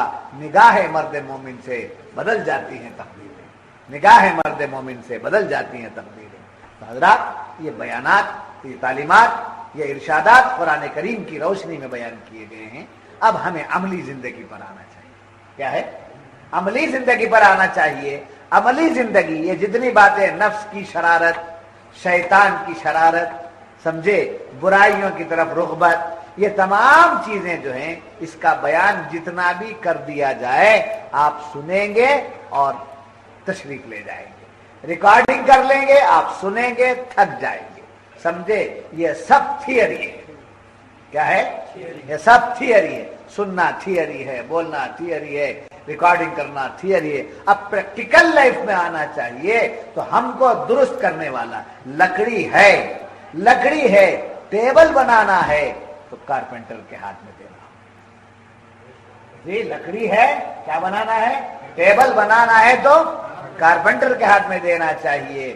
اگر آپ کے پاس سونا ہے, زیور بنانا ہے تو سونار کے پاس دینا چاہیے. آپ کے پاس کپڑا ہے, عید کے لیے بہتر لباس بنانا ہے تو آپ درزی کو دیں گے, ٹیلر کو آپ دیں گے. اسی طریقے سے آپ کے پاس لوہا ہے, سمجھے, کچھ اوزار بنانا چاہتے ہیں تو آپ کس کے پاس دیں گے؟ لوہار کے پاس دیں گے.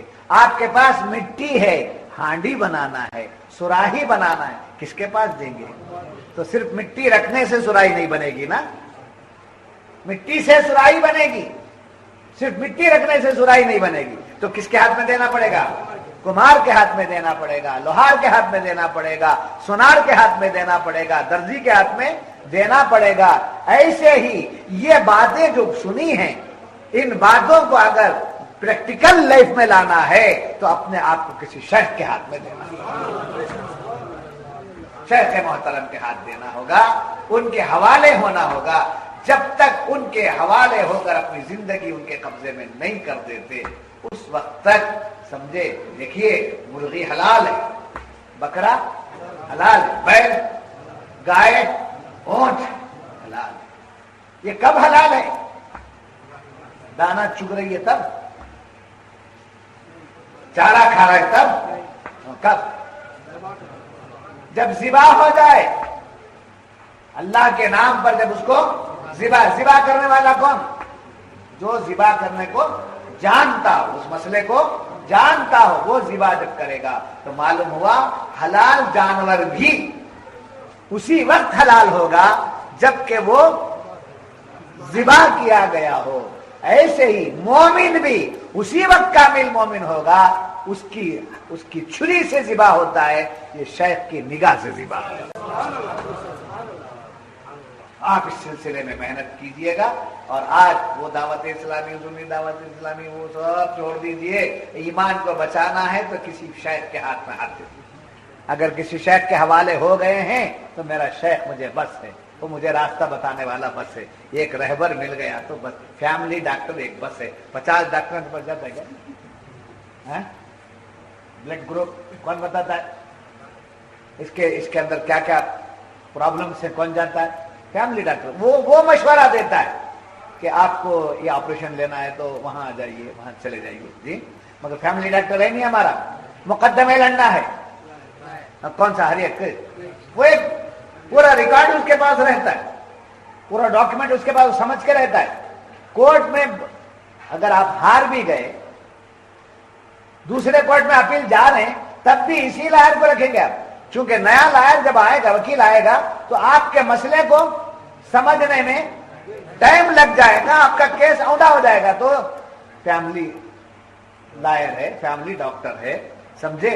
حجام بھی فیملی ہے، سمجھے؟ ہاں، حجامہ بدلاتے رہو آپ، چہرہ بدل جاتا ہے، سمجھے؟ نئے حجام کے پاس گئے، اسے معلوم نہیں رہتا، آپ سو گئے، ادھر کا بھی کرتے ہیں، بعد آپ کو خراب لگے، کیا جی ایسا کرتا ہے، ادھر کا کٹ زیادہ کر رہے ہیں، ایک کام کرو، مشین مار لو، مشین بھی خرید اچھا نہیں لگی، ایک کام کرو، پورا سے نکال دو اور ایک بار سیدھا چھوڑ لیں، سمجھے؟ تو حجام بدلنے سے نقشہ بدل جاتا ہے۔ تو ہمارا چہرہ بنانے کے لیے حجام ایک ہونا چاہیے، ہماری مزاج دیکھنے کے لیے ڈاکٹر ایک ہونا چاہیے، اور ہمارے مقدمات دیکھنے کے لیے وکیل ایک ہونا چاہیے۔ ایسے ہی ہمارے ایمان کو بچانے کے لیے ایک شیخ ہونا چاہیے۔ وہ شیخ مل گیا تو بس اب کسی کی ضرورت نہیں، دعوت اسلامی بلائے تو بھی جانے کی ضرورت نہیں، سنی دعوت اسلامی بلائے تو کدھر جاؤں میں کب تک رہتا، مر جائے گا۔ اس واسطے ایک کا ہو گیا تو کسی کی نظر آپ پر نہیں پڑتی ہے۔ اگر ایک کے نہیں ہوئے، دو شیزہ بھی، اگر نوجوان بچی بھی اگر ایک کی نہیں ہوئی، سب کی نظریں اس پر پڑ جاتی ہیں۔ جب ایک کی ہو گئی، کسی کی نظر اس پر نہیں پڑتی، اگر پڑی تو ڈرتا ہے بازو کو، کہ معلوم نہیں کرتا۔ بات سمجھ میں آ گئی؟ اتنی مثالوں کے ذریعے میں نے بات بتائیے۔ آج تاخرات تیسری ہوئی ہے نا۔